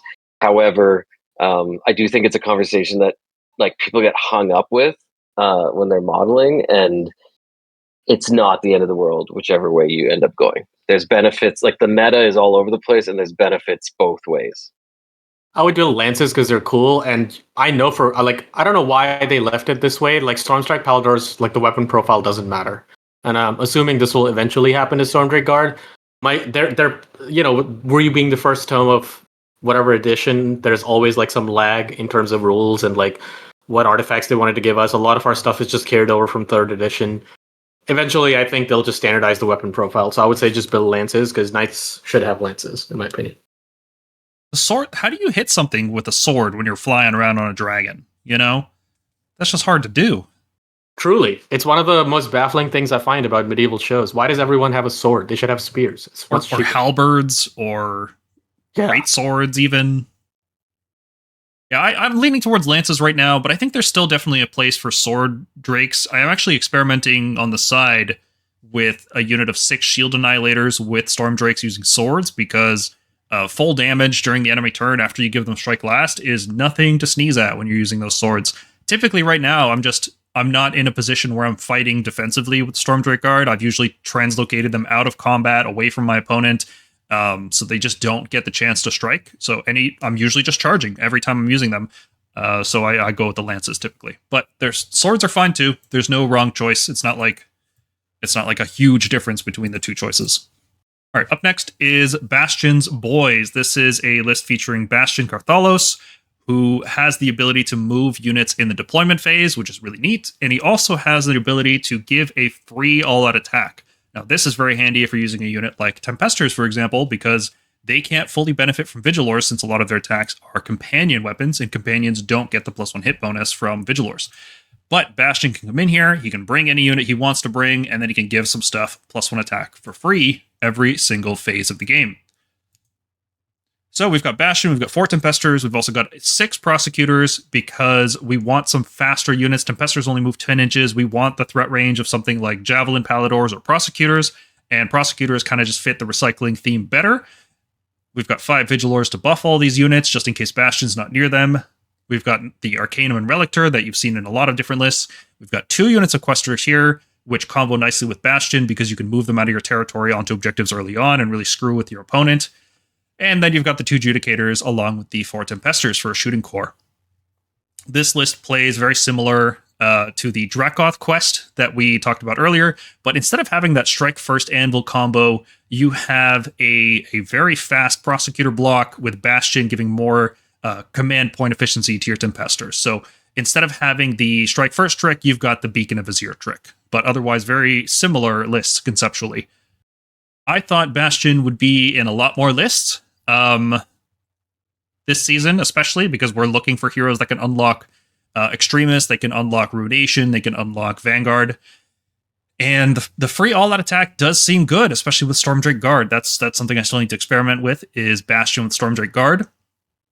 But he just ends up being a little too expensive. Like, if he was 200 points? Is it crazy to think he would get that big of a point cut? He really doesn't feel like he's worth 250. I think 220. Like, I think Sigwald is like 210, 220. I think that's pretty much what he should be. He's not as good as Sigvald. Just straight up, he's not. He's not. But like, if I look at like the range of 8 wound, 3+ save, 5 up ward, hits with 3 or 4 damage weapons, has like 2 or 3 obscure abilities. His healing ability is actually like not bad. Like, it allows him to be in sustained combats. Like the range for heroes like that is 200 to 220. Like, this happens like every 3 years. Like, I still have no idea why Andros is 290. Like, Prosecutors at 300, Andros is at 290. Like, no. What are we doing here? She's guys? 310. Yeah, that's what I mean. Like, you cannot be like you. They keep pointing these fighting heroes like they're hammer units, and they're not. They're more comparable to a non-reinforced hammer unit, and so they need to be slightly above that. So like 210, 220 is what Bastion belongs at, really. I will say the free all-out attack does feel good. There's a lot of cases right now where, Vigilors don't fully buff Tempestors, they don't buff the companion weapons. So I'll think to myself, is it really worth using all-out attack just for the companion weapons? I don't know, maybe I'll save that CP for intervention or redeploy or power through or something like that. When you have Bastion, it's like, no, just all gas, no breaks, all-out attack on the Tempestors every single phase. You're usually just killing things before they have a chance to hit you back, so the -1 save thing doesn't really matter, because when you're shooting with 2 Judicators, you're fighting with Tempestors, you usually just kill stuff, you'll have enough focus fire in order to just drop stuff. All right, let's talk about a weird list. This one's called That's a Lot of Stormstrikes. It does get tagged as a recycling list because we have a Lord Relictor here, not a Knight Relictor. This is the only list here without a Knight Relictor. But we want the Lord Relictor in particular because we want to bring a unit of reinforced prosecutors to round out the rest of this wacky list. So what this list is doing is, well, I've got 12 Stormstrike Paladors in my cabinet. How can I fit them into a list? So we're going to run 2 units unreinforced and 1 unit reinforced. And these guys are just going to be a ton of health. Like, look at the health characteristic in the bottom right on the page. 122 health is a lot higher than a lot of these other lists that we've seen so far. These guys are just meat all over the board, and I love it. It's got the Knight Arcanum here with 2 units of Vigilors. Now, the Vigilors are just disposable. When one of these units dies, it triggers the Stormstrike Palador ability for the rest of the game, and that is just awesome. Now, every unit is rerolling charges, and every unit is striking first on the charge. And when you have enough units that strike first on the charge, you can create big charge turns. Like, your opponent can't leave themselves in a position where they can just get charged by, let's say, 12 Paladors and 6 Prosecutors, and they all get to fight before your opponent has a chance to activate a unit.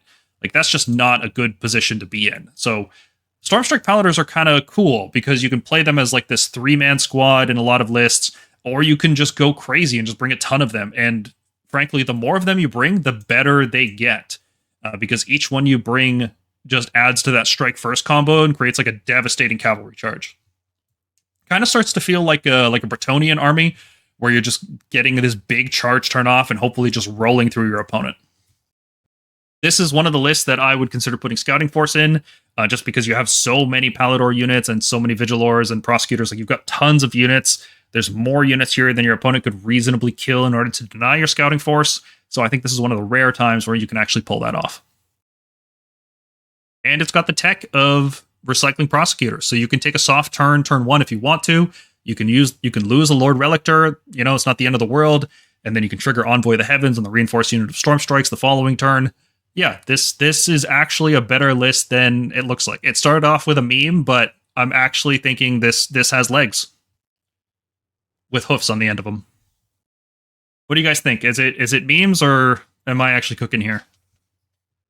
I think that is a fair description about this list capabilities, because Paladors are covering a good task, a good role right now, even if it's the Stormstrike. And considering that we have a lot of mechanics for the strike first in different armies, you are covering that need to charge them in your face, or even in the opponent's turn, and you can cover the strike first. So I like it, and all the lists that could bring a lot of mobility right now, considering that we have in average five objectives per game. In average, we could have we we need to cover this mobility with the unit. So Paladors are covering good. At the beginning of the season, they were not too much used. I was a little bit skeptical with this, but right now I feel that they are getting more important rules. So I like this list. There was something Rob on our channel mentioned, on our Discord channel. He said Stormcasts aren't good necessarily in a multi-resource trading game. They're not good at catching things and holding them, or like dealing with like really efficient small units, because then we're forced to waste activations on them, and they can catch us and then pin us and then deal with us. I think like Stormstrikes, or like leaning into Stormstrikes, lets us have those catching units. Sure, they're not going to deal with like a unit of 3 Stormstrikes or 6 Stormstrikes. Probably won't do much against like 20 Blood Warriors. What they are really good at is like catching things that are not worth the attention for our reinforced hammers to go kill, and they can give us a wider board coverage and allow us to pin some units in some small instances. I think that's what they're good at. And that allows our other hammers to then get into position and then deal with the problem. Okay, so it's more about using them as a movement blocking piece rather than just as a hammer. Mm-hmm. Mm-hmm.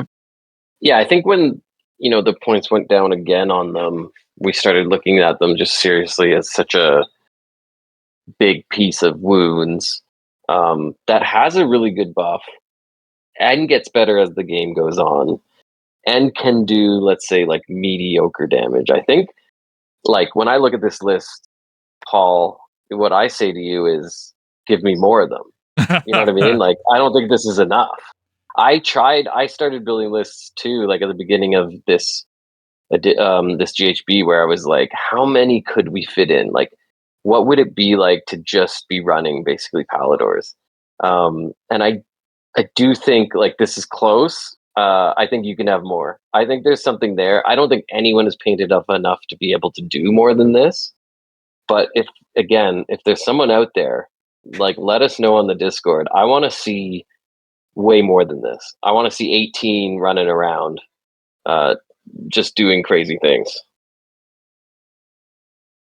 It's tough to fit more and still have a list that can play, another mode, right? Like I don't like building lists that are all in on a single concept, single damage profile. I like having versatility. So that's always, even though I have gimmick lists, like when I built Cometfall last year, 2 years ago, it was like, yeah, it does a mortal wound splash, but it's still mostly a regular list. It just has that as a splash in.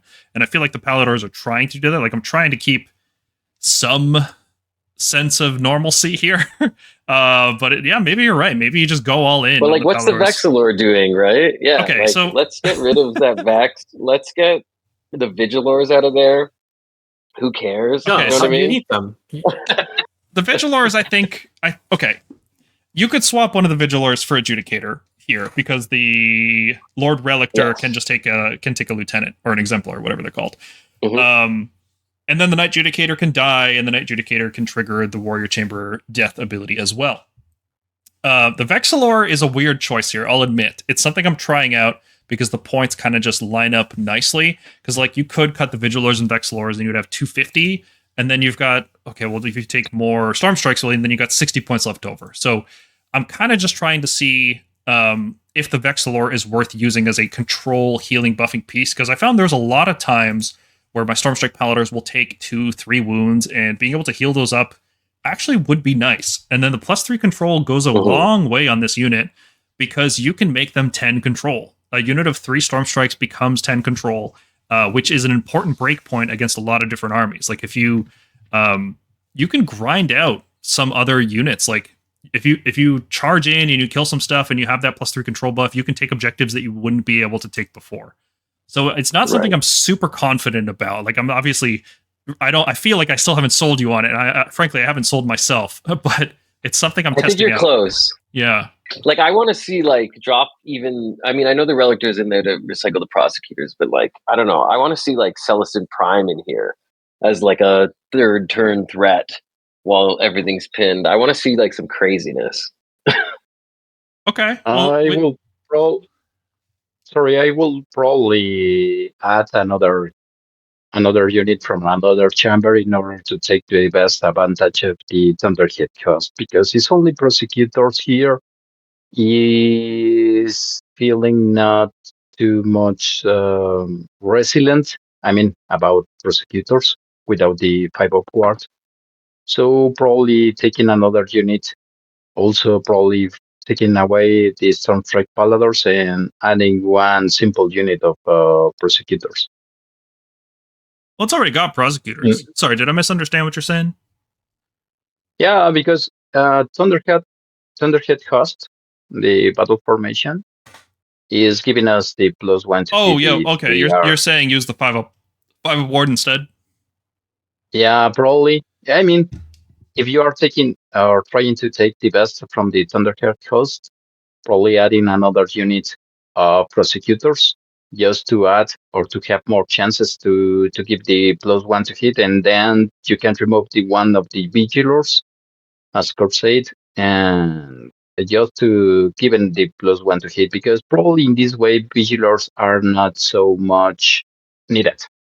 Oh yeah, that's true. Yeah. You could get rid of both the Vigilors and just have two other units that just make sure you're getting that +1 to hit.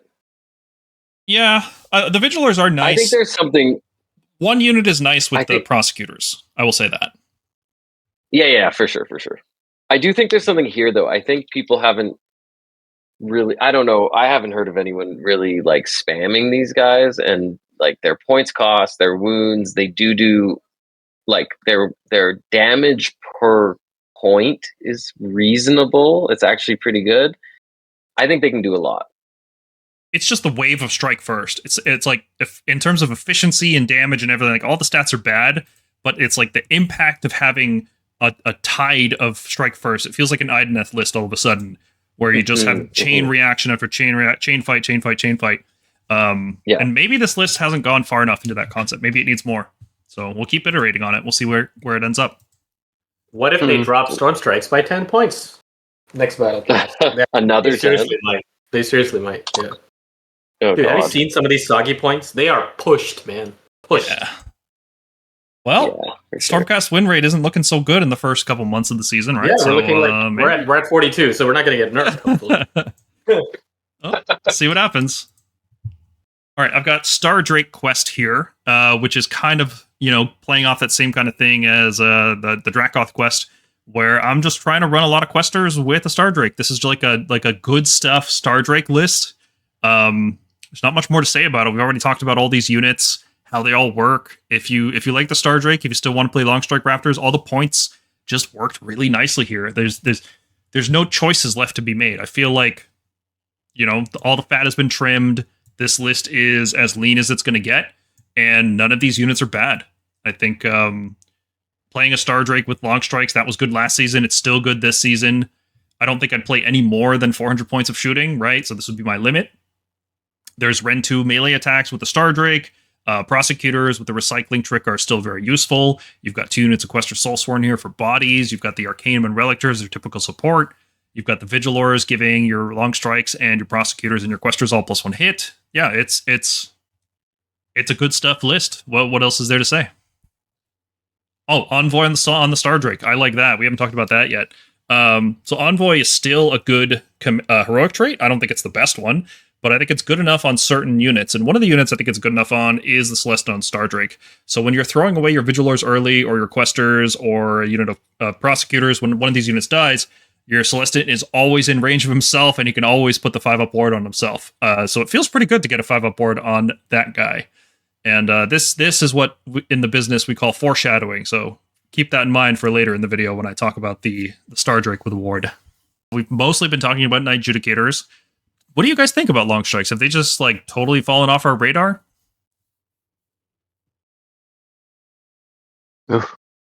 Oh, I'm having a nice pause of not playing them. because I played them quite a bit over the last few years. But they're still really great. I mean, there's no unit like them in AOS. Like, if we're going to be frank, To be honest, they're expensive. bro, they were dropping off great. even before this season. They were starting for sure, but there's just something about when you get them actually targeted to a hero. Like, there's nothing in the game that beats that. Sure. My argument is there's too many heroes out there with wards, which means we are going to need right Relictor support. And if we're doing that, the reinforced long strike unit is just dead because the meta actually, thanks to the all-out defense change, really prefers separate shooting units. So you can take advantage of that. So the 6 long strike meta, in my opinion, is like dead. Because with so much obscuring, with all-out defense being actually like neutering a lot of your rend, which is what they're known for, them being on 3s and 3s, and them being 200 points. I mean, my god, dude. I don't know if you've seen some of these KO shooting profiles, but like, I legitimately, like, people are just scared to death of long strikes, and if you look at all the shooting units across different armies, some of them actually did get a points cuts to account for this obscuring. Like, how are great cannons, like the City of Sigmar great cannons, 100 points, and long strikes are 200? Like, well, like, what are we doing here? Yeah, it's wild. Long strikes have never been efficient. They've always been about the impact, and the impact isn't even that much anymore compared to other stuff in this army and in other armies as well. Like, if this season goes on with long strikes at 200 points, I think people are just going to be like just over them, you know. And I think they'll finally get buffed in the next season. I mean, at best they go down 10 points, which I think they should. I think they should be 190. I don't think they should be 200. At worst, where they stay 200 and we don't use them because we have Night Judicators and Tempestors now. And it's probably good because that means people won't buy them because they are most definitely getting retired when the next edition rolls around in about a year and a half, 2 years, because that is what we've seen what their new template for the Vanguard shooting unit is. And for that is, it's just a matter of when now. Yeah, we've seen Vanguard Chamber and Thunderstrike armor. The designs are out there. They're obviously preparing to do that. So, yeah, maybe they won't get buffed. Go on. I do think they do get a bit stronger, like, and I don't think we've necessarily realized this yet. At least I haven't, because I haven't really been playing with them. But I do think they are stronger now with less reliance on other Vanguard units. Like, if you're not taking Paladors, having the run and shoot and the retreat and shoot on them is still incredibly strong. Like, even just for range, like, it's still very powerful. Well, I've got issues with that because the D3 retreat mortal is really rough on this unit, especially when you're running them unreinforced, which seems to be the way to play shooting now, just because enemies get far less value of all-out defense that way. If you could have 4 units at 100 points each shooting, they would do more damage than one 400-point unit shooting with the same profile, just because like the way all-out defense is only against a single attack. So the more you split your points across, the better. So that's Night Judicators just naturally fit into that role better. Whereas long strikes being more expensive, your opponent gets more value out of all-out defense. And then when you're stuck in combat and you take D3 mortal wounds, yeah, that's rough. You might be losing a third of your output, maybe half if you took a damage in the previous combat phase. Retreating. I wish we didn't take damage when we retreated using the Vanguard Wing ability, or Vanguard Chamber, I should say. Yeah, the only way that I am playing with long strikes is with Vanguard Wing. Is the only way that I am using them, and it's fun. Judicators are covering right now their role. Yeah, Judicators don't have the issue where as soon as they get stuck in combat, you feel like they're just dead. Because 6 health, it's the same across both units, but Night Judicators are only 130 points, and they can't be shot for the most part because of Guarded Hero. Long strikes are constantly at threat of other shooting units, and you feel like you need to translocate them out of combat so you could rally them. Whereas with the Judicator, no, you can just retreat. They'll probably survive the D3 mortal wounds, and that's not an issue. You don't need to translocate them out, otherwise they're just dead instantly, and it's like a big deal because you spent 200 points on it. Yeah. There's another thing I want to say, and this is like one of the reasons long strikes get weaker. There's a lot of our units that have incidental shooting. And this has never been too impactful because your opponent always just knows what we're going to shoot, so they all have defense. And then Sure, long strikes can still get some damage through, but if, like, let's say you had prosecutors in range of them also, well, okay, the prosecutors aren't going to do much because that unit is already AOD'd. But now that AOD goes away after their first attack scenario, our incidental shooting gets a lot better at putting damage through. So the impact that long strikes have goes down a little bit. All right, and we'll take the quest concept to its natural conclusion. And what if we had QuestorQuest, where we have a unit of questers being supported by 2 units of questers, and we can go quest maxing if we wanted to. But like I said, I like to form lists that are still somewhat cohesive and can still do things, not just a single mode. So where we landed with this one was this is going to be an Irridan list using a unit of prosecutors to give you some speed because questers are very slow. They're teleporting, but they're not very fast in terms of charging. They're not very good chargers. So let's bring in something like prosecutors and tempesters to support them. A unit of vigilors to give most things in the list +1 hit, and then we just triple down on the questers. Knight Relic, you're bringing 3 units of questers and a Knight Arcanum, and that's the whole list. And it runs very smoothly because almost all of your melee gets +1 hit either from the Vigilors or from Thunderhead Host. And it's got decent enough shooting power with the Tempesters and Prosecutors. And it's still got the typical Stormcast support, but it's got, meat for days, 138 health and 40 models. Those are stats you don't really typically see in a Stormcast list. What I like about Questers is that the first unit is great and the second unit is arguably better, because it doesn't have to deploy on the table in order to quest mark an objective, since you can only quest mark 1 anyway. Each additional unit of questers you bring is just more stuff you can put in reserve.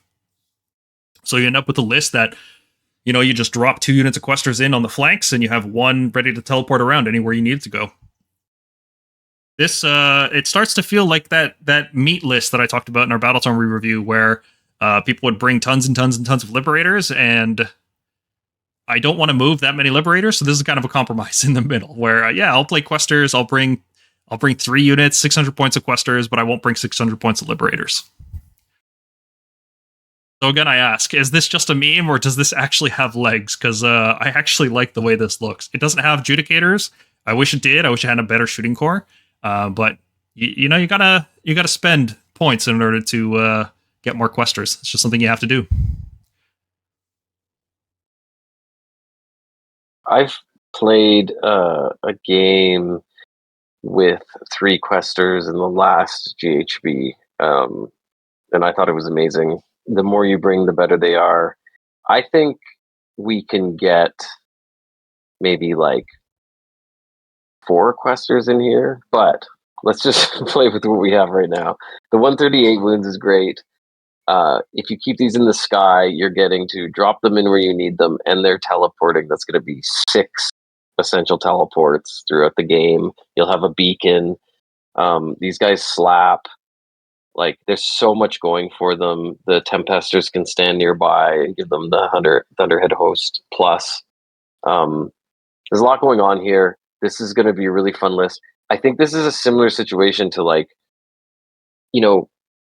Stormcast has such a deep roster. I think we can build a lot of strong lists that people just don't build because nobody has 3 Quester Soulsworn. Like, nobody has 4 of them. Like, it's just not something that people are buying and building. But I do think if you want to do that and you lean into that, this list is for sure, I think, could go 4-1. Like, this could be solid.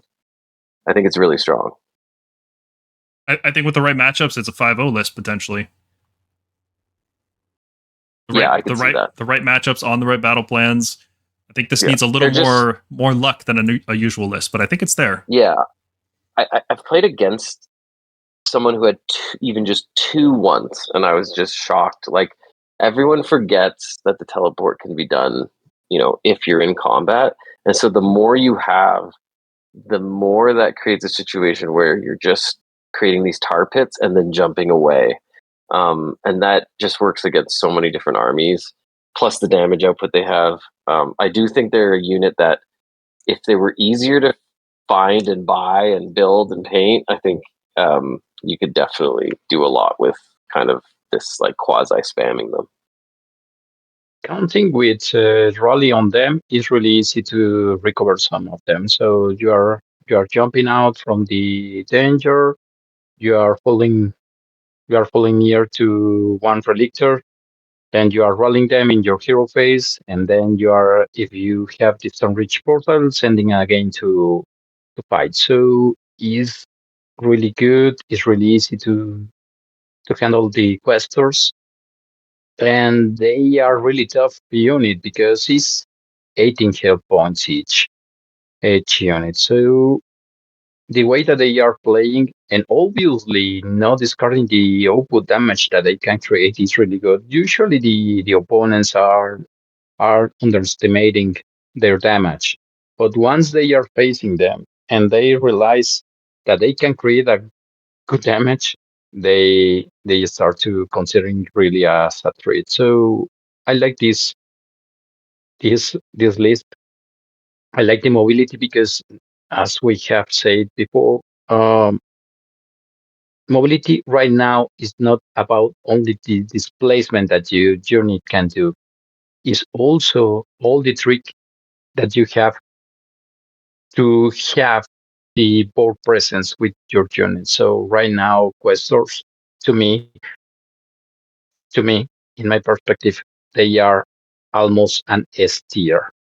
They are covering a lot of roles. They can survive. They have a lot of things. They have war. They have everything. So I love it. Yeah, it always feels good to splash a unit of questers into an inefficient list. Like, let's say you're running Stardrakes and Prosecutors and all these units that have just poor damage and health for their costs, and then you just offset it by bringing questers in. You're like, oh yeah, this is the most efficient unit in the whole army. It just feels good to put it next to this other inefficient unit. Yeah, and it's only 200 points, so that's good. Yeah, when it dies, like, okay, it's 200 points. Who cares? Like, I'm still good. You know, like I got plenty more to go. Mm-hmm. All right, yeah, here's Feast of Fire. This is a combination of the sort of lists that I was playing in the first GHB of 4th edition and the list, and this is the list that I'm playing now. We've talked a lot about Stormdrake Guard. They've gotten better. We have the Beacon of Zir. What you'll notice in this list is we're not worried about drops. We've got 3, but we're not trying to get the 2. We really want to have that Relictor, and we really want to have the Knight Arcanum. Stormreach Portal is critical, and what's really important here is you only have 7 units, but having the Stardrake, I was alluding to it a little bit earlier, is a really huge utility piece that essentially, if left ignored, can cause trouble wherever he is. Whether he's right in the middle of the fight up front, or whether he's being ignored and he's just shooting and then eating flanking units and just being a menace, he has to be dealt with. And this creates, a significant problem for your opponent. The way I've been playing this is my Stardrake is usually moving ahead of my Stormdrake Guard, and I'm using him a bit more as like an anvil, more of like a dangerous play where I'm sending him in, giving him Hour of Glory, potentially recycling him. But usually if I try to do that, I might be just doing that on the actual like naked roll and not wasting Beacon. And then having the Stormdrake Guard to like riposte in my next turn, or like keeping them for that really juicy target that might end up getting sucked into the Stardrake. The Tempesters, I have played them as flanks, and then in a game I've played them together, even though I do run them 2x2. You do lose out on the ability to sort of give them all out attack in the shooting phase. But the reality is they have crit double hits. So that's sort of in a way like hitting on 2s. I know it's not exactly the same, but it's kind of similar enough. And gives you the ability to go wide if you need to go wide, or concentrate them in when you need to in order to make sure that you get their buff off and maybe you get a little bit more damage. So they're very much just like a little kind of utility, fast moving piece that's really helpful with this limited amount of units. And then, of course, the Prosecutors, because of the battle tactics we're running, you want to be able to kill a hero very easily. I'm not usually recycling the prosecutors. I am usually using them to kill a hero in the backline. I tend to like hold them back and not necessarily send them turn one. Having the prosecutor threat causes your opponent to really castle up and be afraid to spread out. That can be really useful when you have like less units, because you don't want them like spreading out, grabbing a bunch of objectives, and then you're having to kind of chase back on primary.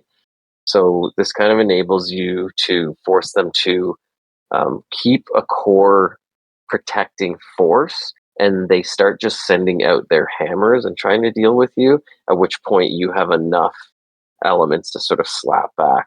Those prosecutors can sit back, and then when you really need to kill their hero, maybe turn 2, turn 3, or maybe just send them off to a side, to kill a unit that they're going to need to score tactics for them.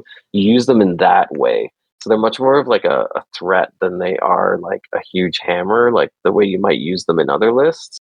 And I found that to be pretty interesting and a bit different to how I've used them in the past.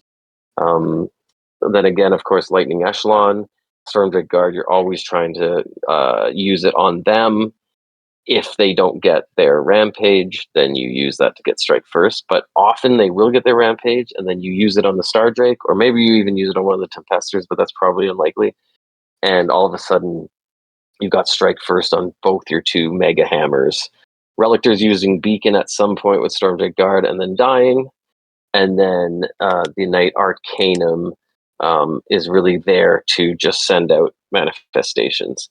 Now, because of the points, I was only able to fit the Manifestation of the Storm, although, oddly enough, I've been kind of enjoying putting him on the dais, sending out the Meteor, and even, I will say, the Celestine Vortex.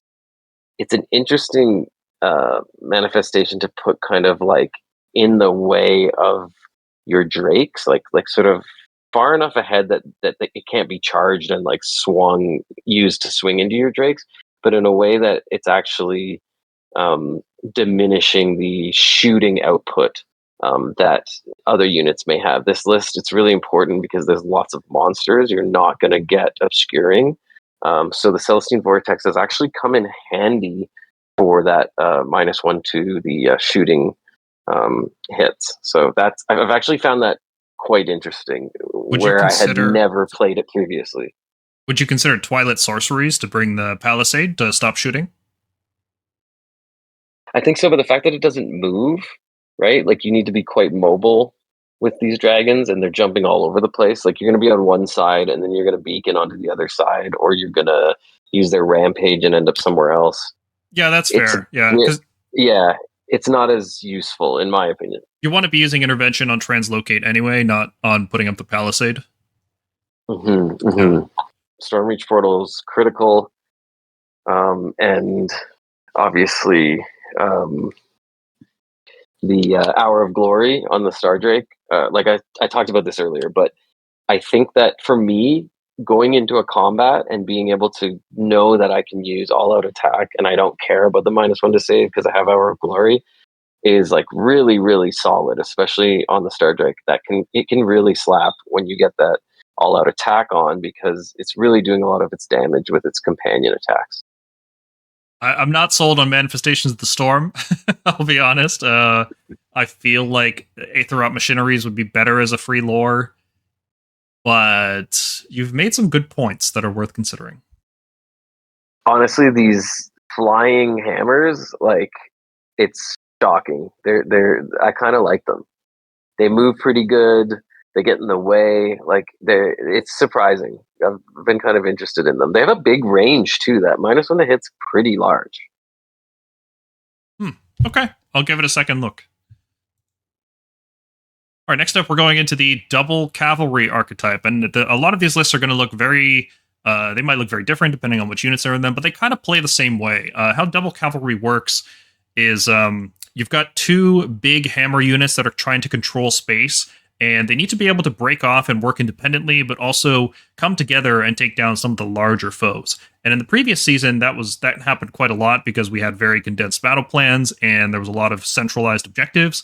I think this season that's a lot less common. I think higher speed is more important because objectives are further spread out. So when you're playing a double cavalry style, you want to make sure that you don't just have 2 units of Dracoths. You want to have some unit that's moving 12 inches or even higher with some Vanguard Palladors. Or you want some more reliable charges, like maybe you want to bring in a unit of Prosecutors to help offset that. But these lists need to be able to work as independent operators, and they also need to be able to come together. And that's kind of how Double Cavalry works. Did I explain that correctly? You guys have played Double Cav. You know how this works. Did I give a good summary? I mean, I think that's accurate. Yeah, like technically this is triple cav, but well, the Tempesters don't really count, I don't think. Right. But it's like this list is all about mobility. There's barely any slow units here. Anything that is slow is usually teleporting. Yeah, well, I kind of wanted to lay the groundwork for what Double Cav was, because we've got a bunch of the lists in the row that kind of play the same way, just with different units, so they'll have a little bit different strengths and weaknesses, and it's just kind of like seasoning on how you want to play it. But they all basically play the same way. Would you say the double Pallador list is dead? Like, not Stormstrike Pallador. I'm talking about Vanguard. No, I don't think so. And we'll talk about it soon. Just hold tight. So the first one I wanted to talk about, this is kind of a throwback to first edition Stormcast. There used to be a battalion called the Celestial Menagerie, which was Vanguard Palladors and Dracoths. And I tried to make that list again, but I found that it's just really, really, really expensive to bring Vanguard and Extremists together in the same list. And I ended up coalescing around the idea of just using Stormstrike Palladors instead. Shaving that 100 points really just made everything fit a lot nicer. I got to bring in the Lord Celestant on Dracoth, which has a Quicksilver Draft on Concussors, a reinforced unit of Tempesters, reinforced Palladors, 5 Vigilors, Knight Relictor, Knight Arcanum, and 2 Knight Judicators. So this is a lot of typical stuff that you've seen in other lists that I've made, but the way this list plays is going to actually be quite different from all the other ones. The Stormstrike Palladors need to get recycled at the right moment. They need to get an Envoy of the Heavens at the right moment. They actually need to do a lot of work in this list because they are your offensive hammer piece that goes out and does stuff across the board, because there's nothing like Prosecutors or Javelins in this list. So they need to be... they're not the unit that's going to be tied down in combat forever. You need them to be more mobile than that. Concussors are your anvil piece here, so they're going to be playing a flank defensively while your Stormstrike Palladors are playing it offensively.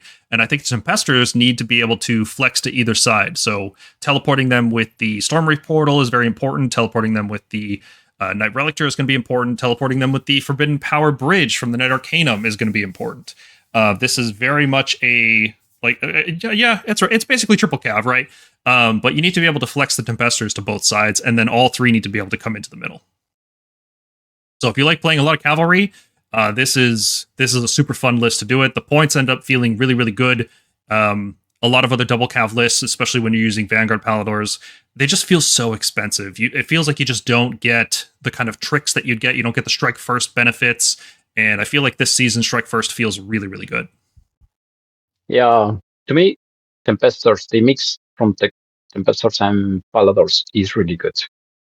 The output in the shooting field is good, and also considering that you are taking concussors just to finish or to add a little bit more of shooting damage, and then triggering them with Lord Celestant, or to unloading the melee attacks on the target is really good. Absolutely, in this season, I think that it's a need to take at least 1 or 2 units of cavalry if you don't want to be struggling in your matches, especially if you are considering to play tournaments, more competitive game. I think that is important that you are considering to have cavalry in your list. So Palladors and Tempestors is a good mix to me. Yeah, especially because the units that combo with Stormstrike Palladors, like Judicators or Vigilors, the units that want to trigger the Warrior Chamber death, they just work well with Tempestors too. And when you're bringing Tempestors, Concussors naturally fit into the same lists. It all kind of just came together very easily once I decided to swap away from Vanguard Palladors. Correct. There are a few units that could follow to the Paladors if you are forced to reach a target in the other side of the board. Paladors are covering that good, but considering the movement of the Tempestor and also the shooting range, I think that you have a good returning range and good damage in the shooting phase. So it's good. I love it. I have used it and it's simple. I am really happy with that.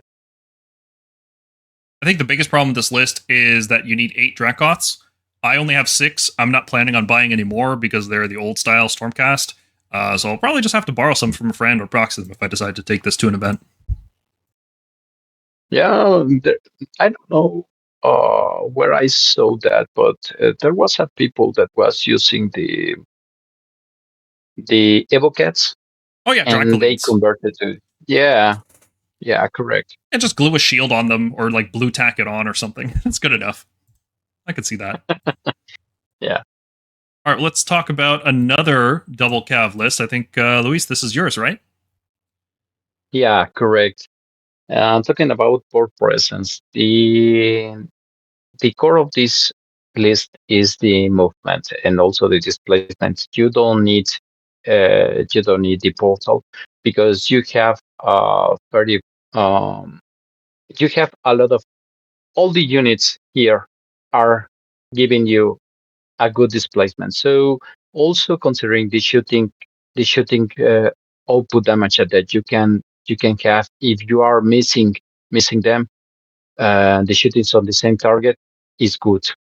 Also, Lord Aquilor is kind of um, kind of recycle condition if you are missing with the Vanguard Paladors.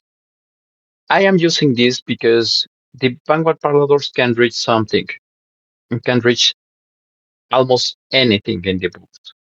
So if you are movement, you are also translocating to your Lord Aquilor near to them, and then you are you are pinning something, and then considering that you can move with the rest of your armies, and you can create a kind of waves of attacks. In the moment that your second wave, in this case, the Stardrake guards or the Tempestors are reaching the target, you can move forward. You can move back to the javelins, and they taken away into another side, and then you can reach with the Stormkeep guards or with the Tempestors that target. And considering that you could have with both of them, you or one of them, you can trigger the strike first. Is a good mix. Is sometimes feels that you need uh you need to think a little bit more how are you moving your units because it's not easy to handle this list. You need to be accurate in the movement. You need to think how much are you investing in the attack, and sometimes you need to mix the units in order to create the damage to erase one resilient unit. So, but besides that, I love this list. Double cavalry. You have double recycle, let's say, considering Aquilor and Iridan, and also it's easy to relocate to Aquilor and the Paladors, also near to Iridan, in order to trigger the beacon on her when you are needing to take out to Iridan or to the Stormdrake guards again, away from the unit that you need to attack once.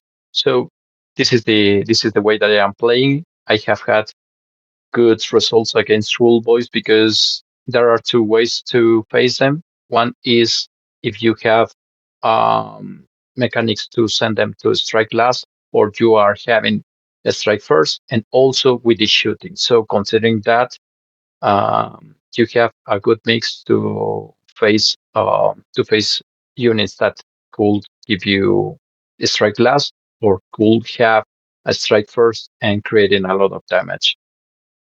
Let me ask you about the 2 Stormdrake Guard, because this is a question we get all the time, and I'm personally not a fan of them. And I think in this list, considering you have Eridan, would you consider swapping the 2 Stormdrakes out for 6 Prosecutors? Yeah, it could be, but I feel better the resilience of the Stormdrake guards. Obviously, there are some benefits and cons with both of them, but always Stormdrake guards create a feeling that they are more dangerous if you are getting engaged with them instead of the prosecutors. Besides prosecutors, after they are hitting, they are gone. They are not resilient. So I like a little bit more a unit that could be resilient or could be offering a little bit more of everything. In this case, Stormdrake guards, they are offering movement, they are offering the shooting, they are offering good damage if they are facing let's say infantry units and so on. So I feel the Stormdrake guards one of the fewest units that could offer much better benefits in this kind of list than the prosecutors. But yeah, you can use the prosecutors instead of the Stormdrake guards if you are feeling that you can reach targets or annoying heroes. I think it's better the prosecutors. Cool. Last question: how do you feel about Wrathful Cycles as a battle tactic? Because I am not a fan personally. I'll be honest. I do not. That is my least favorite battle tactic. Having to be underdog and having to fight with half my units does not sound like the battle tactic for me. Yeah, in this case, the most of the people that are using deadly armies, let's say, or they are creating a lot of output damage. I am always selecting to the creep counts as a January treasure. So in this way, you can offer them. With 2 drops, you have the most chances to select who's taking the first turn. So in that way, obviously I use the second the button of the first turn, and I am offering to the doggies to be a generated treasure. Once they are killing them, I get possibilities to be the underdog and also to complete in the second round the first tactic, the affray in that card. Okay. So that's the way that I am using or playing with the 2 drops, also the Wrathful Cycles, and also the Greek Hounds as a target to be erased. And then I can trigger the Envoy of the Heavens, usually in the Vanguard Paradors, to reach the first target. Okay, yeah, that's a very different approach than what I usually do. So it's good to have that kind of different approach here on the channel. I don't want this to be like we only talk about one kind of list all the time. So it's good to have yeah, that's good, man. Yeah, but it's a little complex. There are some matches like a Night Hound where this kind of list is not the best, even is not good against Night Hound. You need to think a lot of things to be considered before you are sending to your units to be engaged with the Night Hounds. But anyway, it's a good list. I have had good results with them, and I am promoting this here in the local games with my friends here. Right on, man. I'm glad you're having success with it. It looks like a cool list. A lot of stuff, a lot of unorthodox choices. What do you guys think? Yeah, It's fine. It's nice. I'm glad someone's making Vanguard Paladors into Pastors work. So It's a lot of shooting. I would be having concerns with obscuring. In my area, there's a lot of people playing infantry and cavalry, and they are loving hiding in woods. I mean, it comes down to like what the terrain on tables is like. not every tournament has good size terrain. They have really, really small pieces. So. That's very true. Yeah. Yeah. I like using big terrain. I think it makes the battlefield look cooler. It makes the game harder for me. I mean, yeah, it's just like you go expecting that, and then like turns out that it's like a barren field. It's like, oh god, what was that one event where it's just a shooting gallery that was like hills for days? LVO one year, I think was just awful. Yeah, it's sometimes the Adepticon is. I know like the Worlds, AOS Worlds or whatever. It was like I saw half the tables. There were like 4 or 5 pieces of terrain, and they're like not worth anything. Yeah, if you see a table like that, and you're like, oh man, I'm bringing Paladors and Tempestors all day, every day. Yeah, I have to log off, but I'll talk to you guys later. Okay, see you, dude. See ya. I have another alternative for this list is using a double Greek hounds, and instead of one of Vigilors, and even if you are playing a most conservative game, is taking away the Vigilors and taking another Greek hounds and adding some Questors. Also, is in this way you can try to steal the objective as a quested mark, and you can add another tactic to your Wrathful Cycles or Restless Energy. Mm-hmm. So in that way, I am playing. Yeah. The next one here was called Rapid Fire Assault in our previous season, but David has decided to rename this list to Obscuring Everywhere. So anyway, I started blasting. And it's basically that list. It's basically the Estrella list using double Javelin Paladors, double Long Strikes, double Vigilors, Knight Arcanum, except he swapped out Estrella for Tornus the Redeemed in order to gain enough points to bring the Stormreach Portal, Envoy of the Heavens, and Morbid Conjuration. All those things used to be free in the previous season, and now that is a lot of points you got to spend on enhancements. Otherwise, it's the same list. It's 2 units of Paladors running the board, while 2 units of Long Strikes hold objectives and give supporting fire, 2 units of Vigilors for screens and buffing and recursion, and Knight Arcanum. Now, the Tornus here feels odd to me, but the way he describes it is that defensively, between the 5-up ward and the chance at getting the 3-up on Tornus to give enemies -1 hit, it actually makes the Javelins a lot more durable. And I'm willing to give that a try, but there's a couple other things about this list that I would criticize. This season, with all this obscuring, this is like a really gutsy move. Like, you're really hoping to face people who bring up a lot of flyers, a lot of monsters. If you face something like Daughters of Cain that's hiding units in woods, and you never really get those really juicy turns of shooting, or if you get enemies that are very savvy, you could play against other shooting armies, and they can put units just outside obscuring, and then they can redeploy 1 inch to get into obscuring so you can't see them anymore. The damage of this list it falls off a cliff. About a third of the damage output from Javelins is in the shooting phase, and when you can't use that, you're spending 480 points for a very fast pillow-fisted cavalry unit.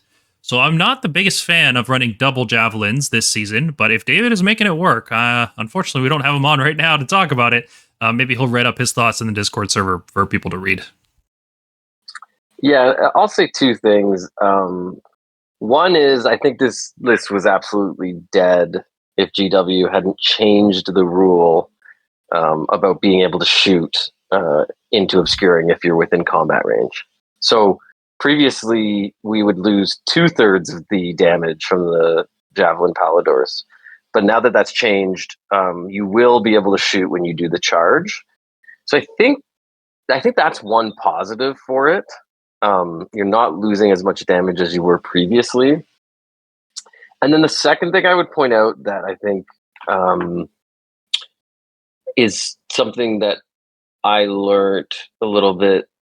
I'm still learning, actually, but I think it's really important. Like, David's played this list for almost the entirety of 4th, and he's gotten so many reps with it that he can really sort of maneuver it to a win, probably 90% of the time. So he's always going into a tournament with a good chance of being able to 4-1 and a chance at potentially 5-0ing. So I think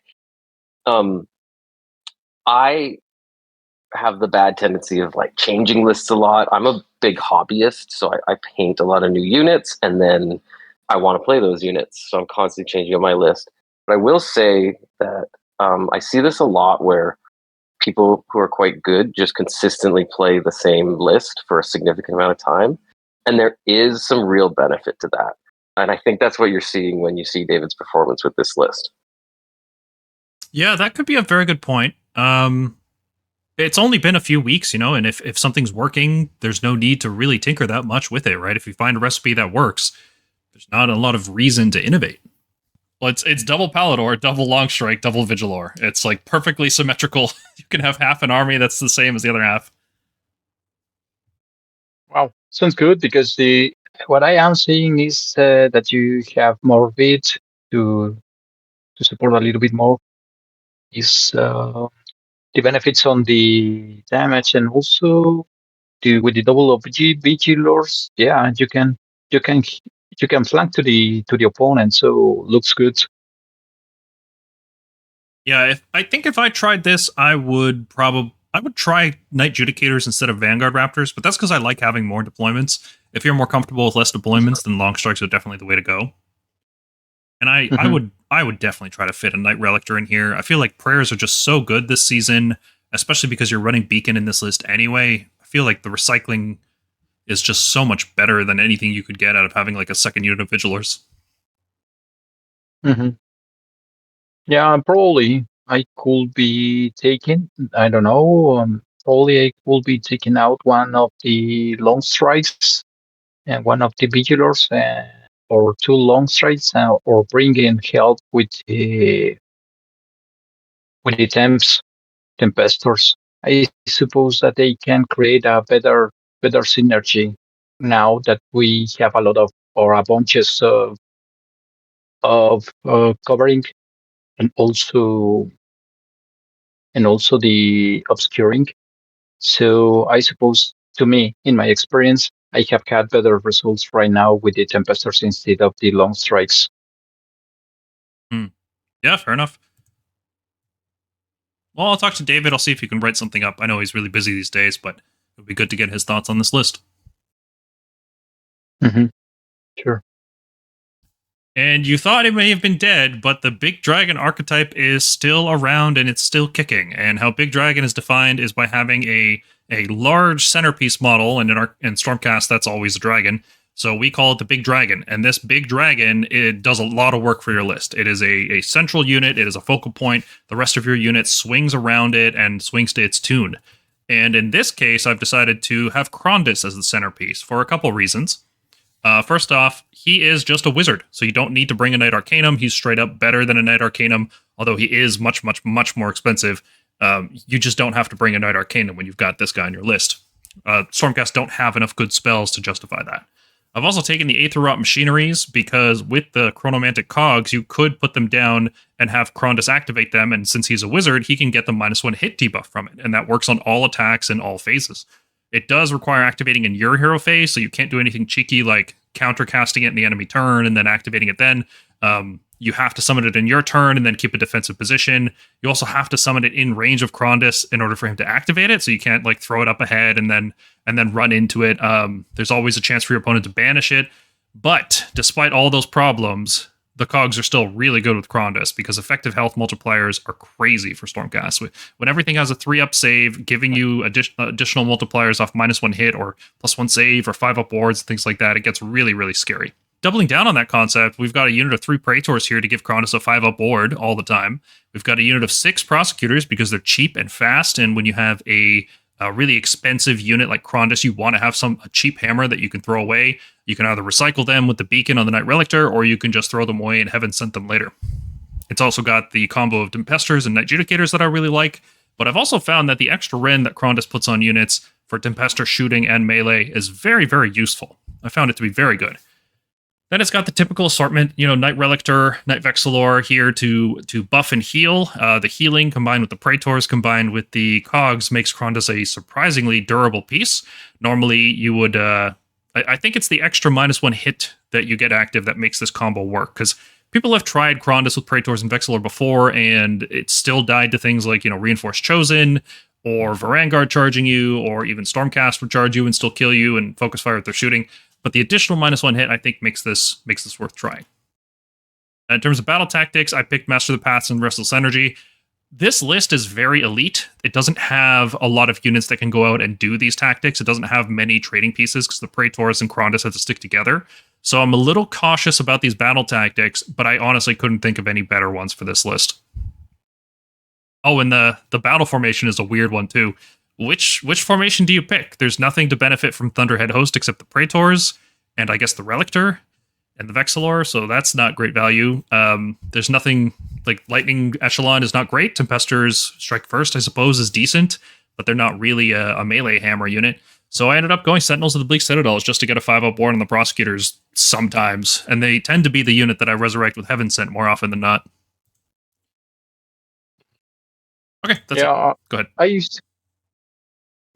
To me, it's quite difficult to pick the battle formation as you have expressed, because it has different kind of units. It's good. I like always to play with big dragons. Always is something fun, and obviously the Atavistic Tempest ability from Krondys is really good because you can debuff. So, but I am still considering how much we are depending on the wizards in this season. So if we have chances to select the priest, this is sometimes feeling that you have not enough space or not good enough room for this kind of wizard, and it's a shame. But I like to play with Krondys, but I am afraid that I prefer right now to play with priest, even if Krondys is the best wizard that we have right now in Stormcast. He feels just too expensive, like really too expensive, like 60 points too expensive. He has the impact of a 480 point model in similar armies, but he's just way too expensive, especially because once you start bringing things like Praetors and a Vexillor just to buff him up, he starts going over 700 points total, and that just he doesn't feel like a 700 point model. Yeah, and we have the feeling that you will engage Krondys in the moment that you don't have another option. So that's not the core of the using Krondys. Therefore, I think there's no chance to select a Lightning Echelon for this list, not as a must. But I mean, I have a good feeling of this. I will try it just because I am still wondering how much usable is Krondys in this season because I haven't played it yet. So, but looks like a quite mixed, good list, and I will try it. Yeah, give it a try. I've got another big dragon list, very similar concept here, but using a Stardrake instead of Krondys. So that does shift up what the list can do. Obviously, you would need to bring a different wizard, so you've got the Knight Arcanum in here. But when you bring the Stardrake, you can then swap to Lightning Echelon, because you still have Tempesters and you still have the Stardrake, and one of those two units can benefit from that each turn. And the cool thing about running a Stardrake is he can take the Sigil of Morda and Hour of Glory, or he can take Legendary Tenacity if you want to roll a 3+ once per game and fail it, like I always do. But the Sigil is really strong. It's Krondys' Roar, but better, because it's usable in every phase of the game rather than just combat. And it also shuts off Rampage abilities. And it also denies the command point that is spent on the command. It's so much better than Krondys' Roar. It's kind of crazy. Otherwise, the core of the list is basically the same, but swapping in a unit of Questor Soulsworn with the extra points that I gained from swapping out the Krondys. Same concept for the list, it just approaches battle a little bit differently because the big dragon in question is a little bit different. I like the Stardrake version more personally. I think the big Stardrake is a lot of fun to play. He's super tough, he's fast enough, he's got that 24-inch cannon in his mouth, so you can never just ignore him. And with all the Sigil of Morda stuff going on, he's so hard to take down. It's a lot of fun. Yeah. One question. This is the first list that I am seeing officially, let's say, using Predators. I don't know if I prefer to use another unit, probably the shields. But this is to me, this is the first list that I am seeing Predators. Yeah, on the list. we haven't been using Praetors much this season. There's the units they buff are usually the big dragons. There's not really any reason to use Praetors any other way. I suppose you could reinforce them, and then you'd have a 300 point Quester unit basically that has a 5-up ward and gives a hero a 5-up ward. But spending 100 points on top of Questers in order to basically get Questers that can't teleport, it doesn't feel great, you know? So Praetors are kind of a weird unit. I wish they were cheaper. 150 feels like way too much for that unit. I feel like they should be 130. Yeah, absolutely. Yeah, Yeah. I've been finding too, because obviously I've been playing Stardrake a lot, even in the last GHB, and I just don't bring them anymore. I guess I just the way I'm using the Stardrake, I sort of want to suck in my opponent, and he will die eventually. The Hour of Glory gives him a lot more survivability. There's not as much assassination from shooting as there has been in previous times, and if there is, like if you're playing another Stormcast with, I don't know, long strikes, you can zone them out. There's ways to deal with it. So yeah, I've been sort of dropping the Praetors off. But I will say they do always contribute whenever you bring them. They do. It's funny when you actually get into combat with them. They always impress me. Yeah, they're Questers, same profile, just more expensive. Yes. Mm-hmm. Probably taking out to the Praetors and also to the Night Judicator one. One Night Judicator to me doesn't make sense too much. Well, it does And if you so yeah, that's a good point. The reason there's only one Night Judicator here is because this list has Prosecutors to shoot, it has Tempestors to shoot, and it also has the Stardrake to shoot. And the Stardrake is almost the same shooting as the Night Judicator. He's one less max damage, but he gets +1 to wound, I believe, all the time. Yeah. So it's like having a Night Judicator. Yeah, therefore, I was wondering if upgrading with the points of the Praetors and Night Judicator, probably bringing some reinforced unit of shields or 2 units of shields, as you have shared before, probably could be better, because in the moment that you have more than 2 drops, you need to bear in mind that you could be forced to start first, and then you will be able to be charged. So probably bringing to the shields could be good options as an alternative. I mean, perhaps. My issue with Shield Annihilators giving strike last to an enemy is you want a real hammer unit that can take advantage of it. Questers don't feel like they're enough. Prosecutors don't feel like they're enough, obviously, off the charge. Stardrake doesn't even feel like he's enough damage output to justify the strike last chance. What you want is something like Grand Hammer Annihilators, or Sword Dragons, or Concussors, but of course with Concussors you can already get the guaranteed strike first with the Lord Celestant. It's tough to find a list that really wants to use the Annihilators as a debuffing unit. Yeah, got your point.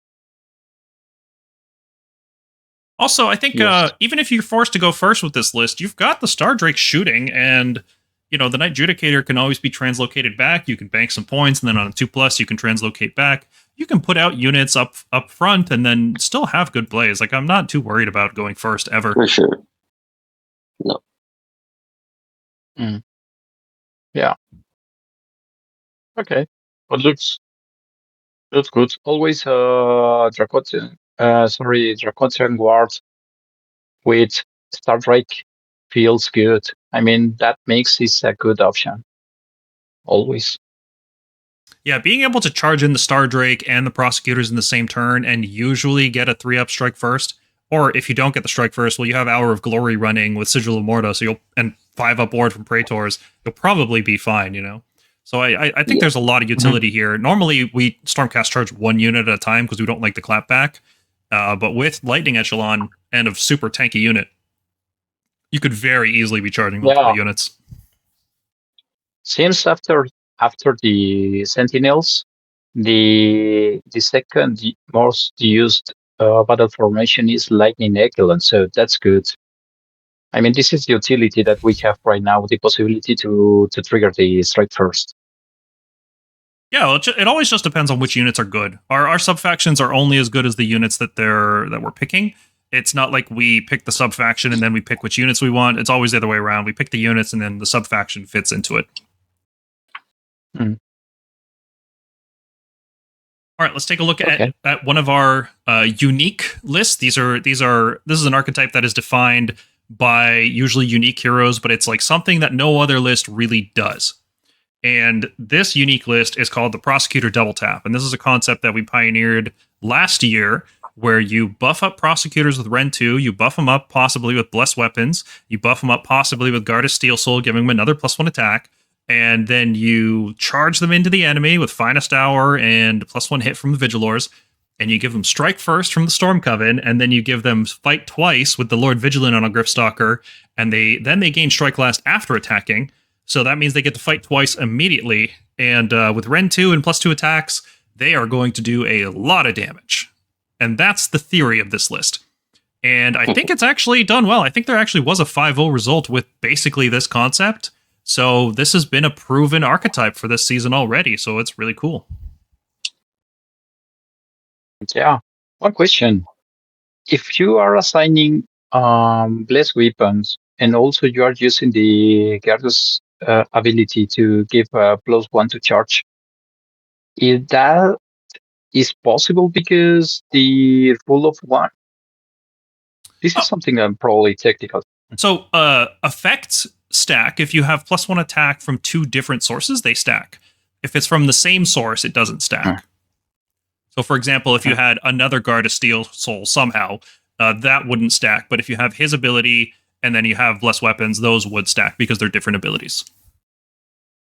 Yeah, because seems really good, or could be really good if you have +2 attacks to any of your units that are charging.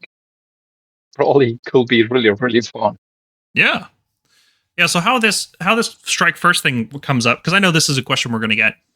So when you give Strike First with the Storm Coven, you have the Strike First keyword for the whole turn. And if you ever have Strike First and Strike Last at the same time, your unit is treated as having neither keyword. Now, the Lord Vigilance ability only gives you Strike Last after you pick the unit to fight. So you're already in the Strike First window. The prosecutors have been picked to fight, and then they're given Strike Last as almost as a reaction to picking them to fight. So the prosecutors get to fight with Strike First, and then it's your turn to pick a unit to fight because you charged. It's your turn. And you can pick the prosecutors because they have both Strike First and Strike Last. They can be picked as if they had neither. So they're a viable unit. So you can effectively fight prosecutors and then prosecutors again, and then it's your enemy's turn to pick. Yeah, feels so good if the moment that you can buff completely to 2 prosecutors units, even if you are not sending them as a missile from to the bottom of to the core of the opponent's army, but let them come to the center and then access to the treating range. You can buff them with Iridan if you are assigning +1 to rent into the 2 prosecutors. Also adding +1 to attacks with Gyarados, and besides that, if you have Blessed Weapon with Night Relictor, oh my god, I cannot imagine the damage output that you can create it into prosecutors units. Oh, it's nasty. Yeah, it's just a lot of fun. There's a lot of dice rolls that have to go off for this to work. You need Iridan to roll a 3-up prayer. You need the Storm Coven to cast a 7+ spell. Now, worth noting, you can deploy the Storm Coven outside of enemy unbinding range and then cast the spell without interference from your opponent, at least. So there's a way to tweak it in your favor that way. And then you also need the Night Relictor, hopefully, to get the Blessed Weapons off. So what you can do is roll to see if the Night Relictor gets the Blessed Weapons off. If he does, then, great. If he doesn't, then you can still use Beacon of Azir on the Storm Coven in order to cast the Strike First guaranteed. So there's different ways to play it. You can be reactive here. Personally, I don't love the double prosecutors in this list. I feel like even 6 Reclusians would be a better choice. I feel like they have more staying power. You can really only buff up 1 unit of prosecutors this way once per game because the double fight is only once per game. and Guard of Steel Soul is only once per game. And if you're charging in both units of Prosecutors, one of them is going to get hit before it can fight again. So there's risks here.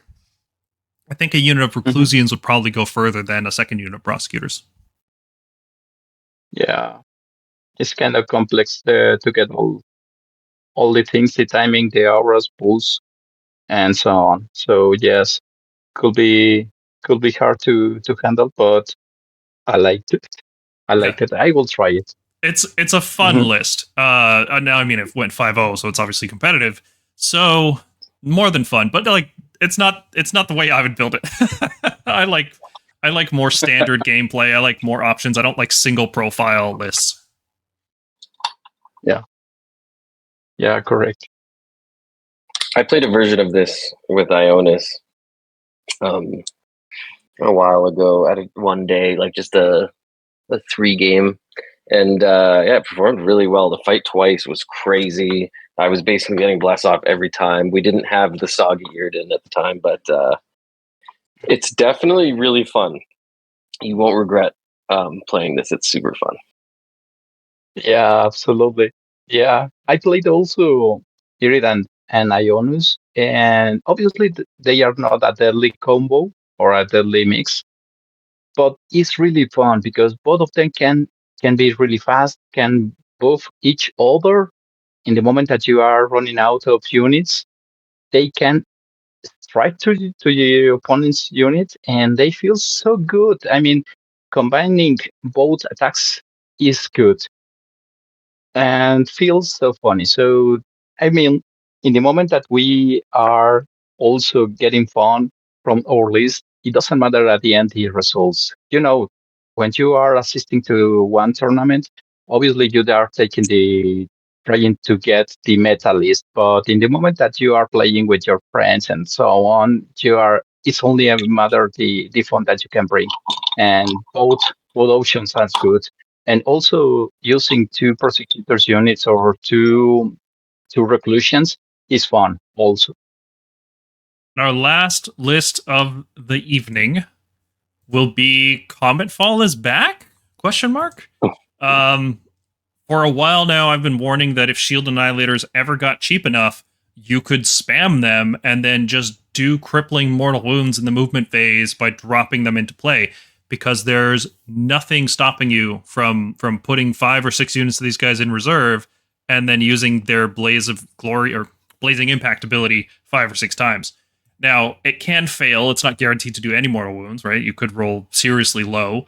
So that's something I think you have to deal with by building out the rest of the list in order to, have this big splash turn of mortal wounds, but then still have enough stuff in there to try to play the game out in case you roll low or your opponent is savvy with their positioning. And I'm trying to build that out right now. So I've, as you can see, there's 5 units of Annihilators. There's also 2 Knight Arcanums in here, which is an interesting choice, and I'll explain what that choice is. So 1 Knight Arcanum is going to be casting the Shackles, and then another Knight Arcanum is there to banish them in the following turn.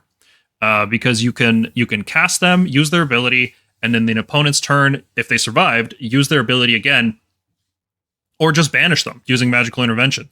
And then on your turn, summon them again. And of course, you can always activate them before you banish them because you control both effects and you can do them in any order. So the goal here is just to be doing D3 mortal wounds with the Shackles every single hero phase, and then also splashing down mortal wounds with the Annihilators, and then hopefully, Prosecutors with Blessed Weapons and Beacon of Azir can get enough value to keep you in the game. It's also got 3 Knight Judicators, because I just had the points and I want more stuff on the board, just more spread out units to have your opponent deal with. Even after Annihilators drop in, they're not useless by any means. Each of them fights like half a Questor unit, and there's always that strike last chance that's really nasty. You can drop these guys in like a 2x3 formation, and then basically it's like having a unit of 6, because if any of them rolls a 6 on that Brace for Impact ability, the enemy gets strike last. It doesn't matter how many times you give them strike last, all you need is 1. So there's something here. I'm not sure it's ready yet, but I wanted to put this on the podcast just to get the conversation going, that I think Annihilators are at the point where you can spam them and deal enough splash mortal wounds to make a difference. Well, sounds good. Sound nasty too. Yeah. If people are running very greedy lists, this can struggle because it's not going to kill Reinforced Chosen. But what this will do is kill stuff like cannons from cities. It will kill other people running MSU style units, like Knight Judicators just crumble to this sort of pressure from all these splash mortal wounds. If people are running lots of units, you can get a lot of value out of these splash mortals. But if they're running, reinforced heavy cavalry, this is not going to be a great list. Yeah, because at the end, you don't need that the opponent's units are visible or not. It's only they need to fall in within range, and that's it. Yep. You will have a lot of comets falling on them. Yeah, you don't need visibility. Obscuring does nothing against this. So, yeah, it's a lot of fun. Well, for you, it's a lot of fun. For your opponent, not so much. I agree. And despite having 5 units of Shield Annihilators, this list is still 108 health. It's a lot of 2-up save as well, which some armies can really struggle with. I don't know, maybe rats, because they are depending also from shooting. And so in the moment that you are pulling in a strategical point, this quantity of annihilators, they will be struggling because their save is not good. Even this, you cannot use all defense to trying to saving. So, and the rats are not the specialists to survive to mortal wounds. So I suppose that this unit could be this list could be good against them, but against armies that are using 5 of quartz could be difficult. Yeah. Thanks everybody for watching, especially to our Patreon supporters and YouTube members. If you think I missed anything here or our analysis is lacking in some way, leave a comment down below the video. If you want to talk about AOS, join the Stormkeep Discord server. We have a cool new fancy, unique name for our Discord server. It's discord.gg/Stormkeep. And thanks to our community for boosting the server so that we can have that. We have an active battle reports forum where many people post their battle reports, long form detail going into their thoughts about every turn, about every action, about every decision they're making. We also do list building for all armies, not just for Stormcast Eternals. Although we are focused on Stormcast, that's the uniting bond between all of us here. We do talk about all armies. I play Flesh Eater Courts, Seraphon, Fire Slayers. We have a variety of armies within the team, so we're always doing list building for all of them. And consider supporting the gang by becoming a member on YouTube or Patreon at patreon.com/thestormkeep.